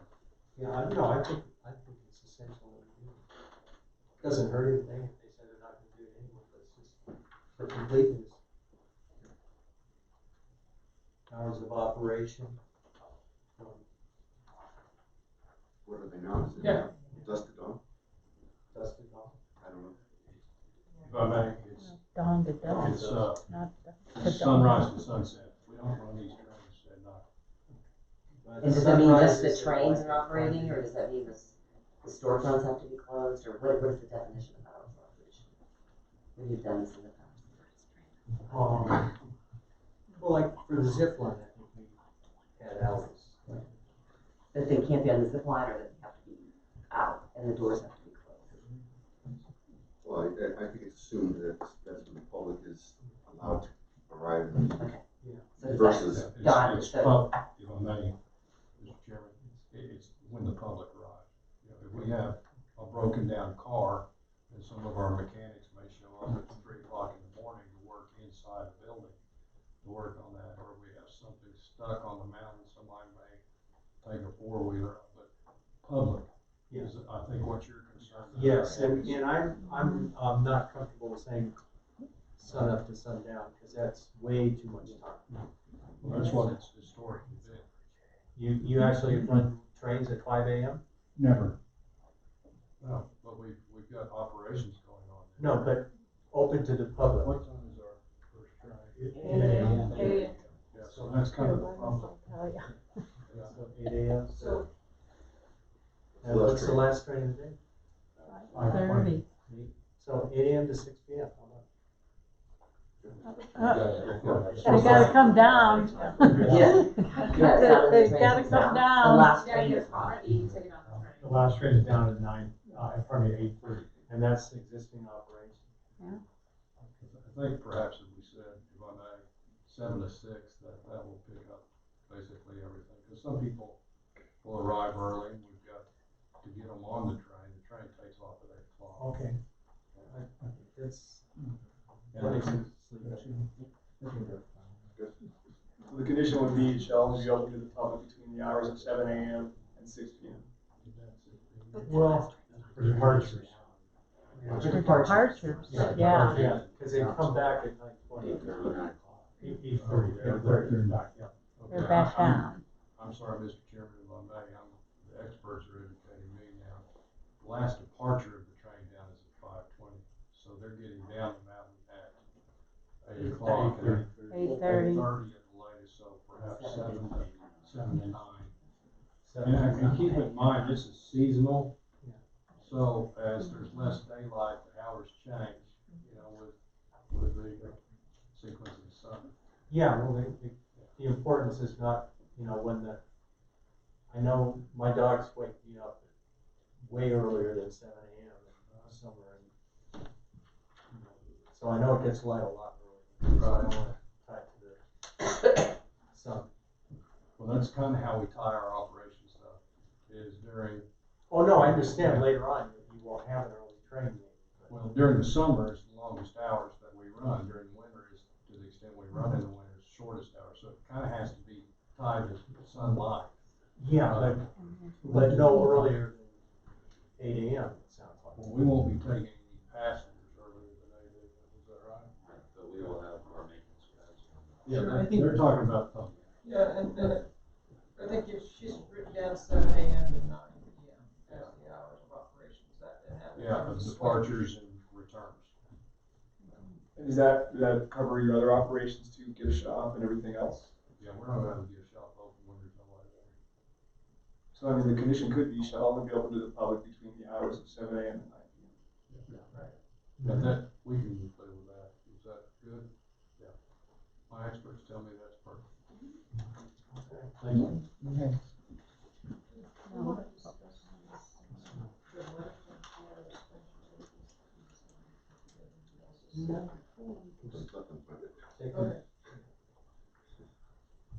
Okay, so we have a motion and a second.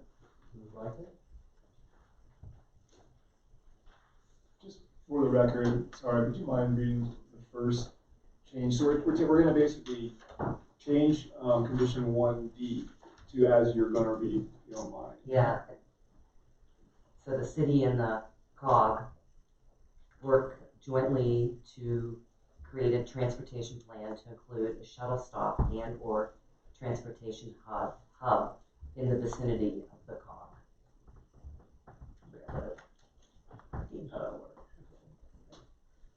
I'm not the fastest writer, so I'm gonna call it the applicant just for purposes of Yeah, learning. yeah. So the city and the applicant shall work jointly to Create a transportation plan to include a shuttle stop and or transportation hub.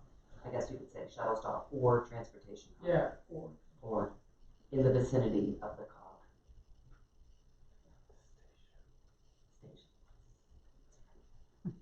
Thanks. COG station. So that's gonna be the new 1D if people accept that as an amendment. And then there's gonna be another 1E, which is, the applicant, I'm trying to recall this here, and I'm sure these are the right terminology.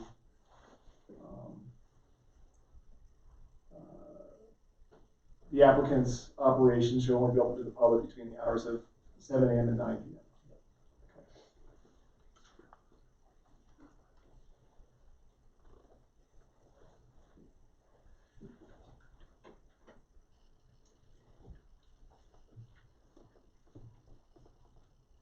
Question?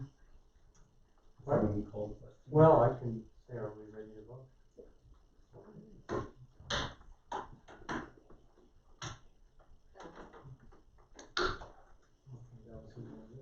This will be at city council meeting on March 3rd, at least at this time, that's what's suggested, and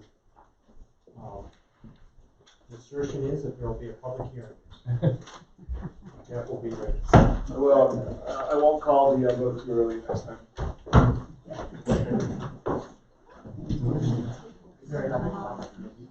Now we have one more brief talk.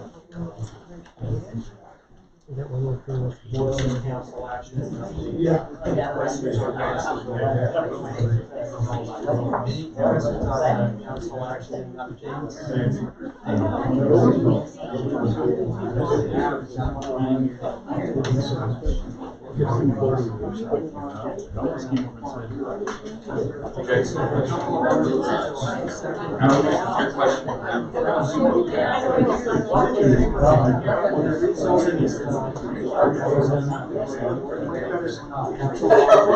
That's also not a good thing.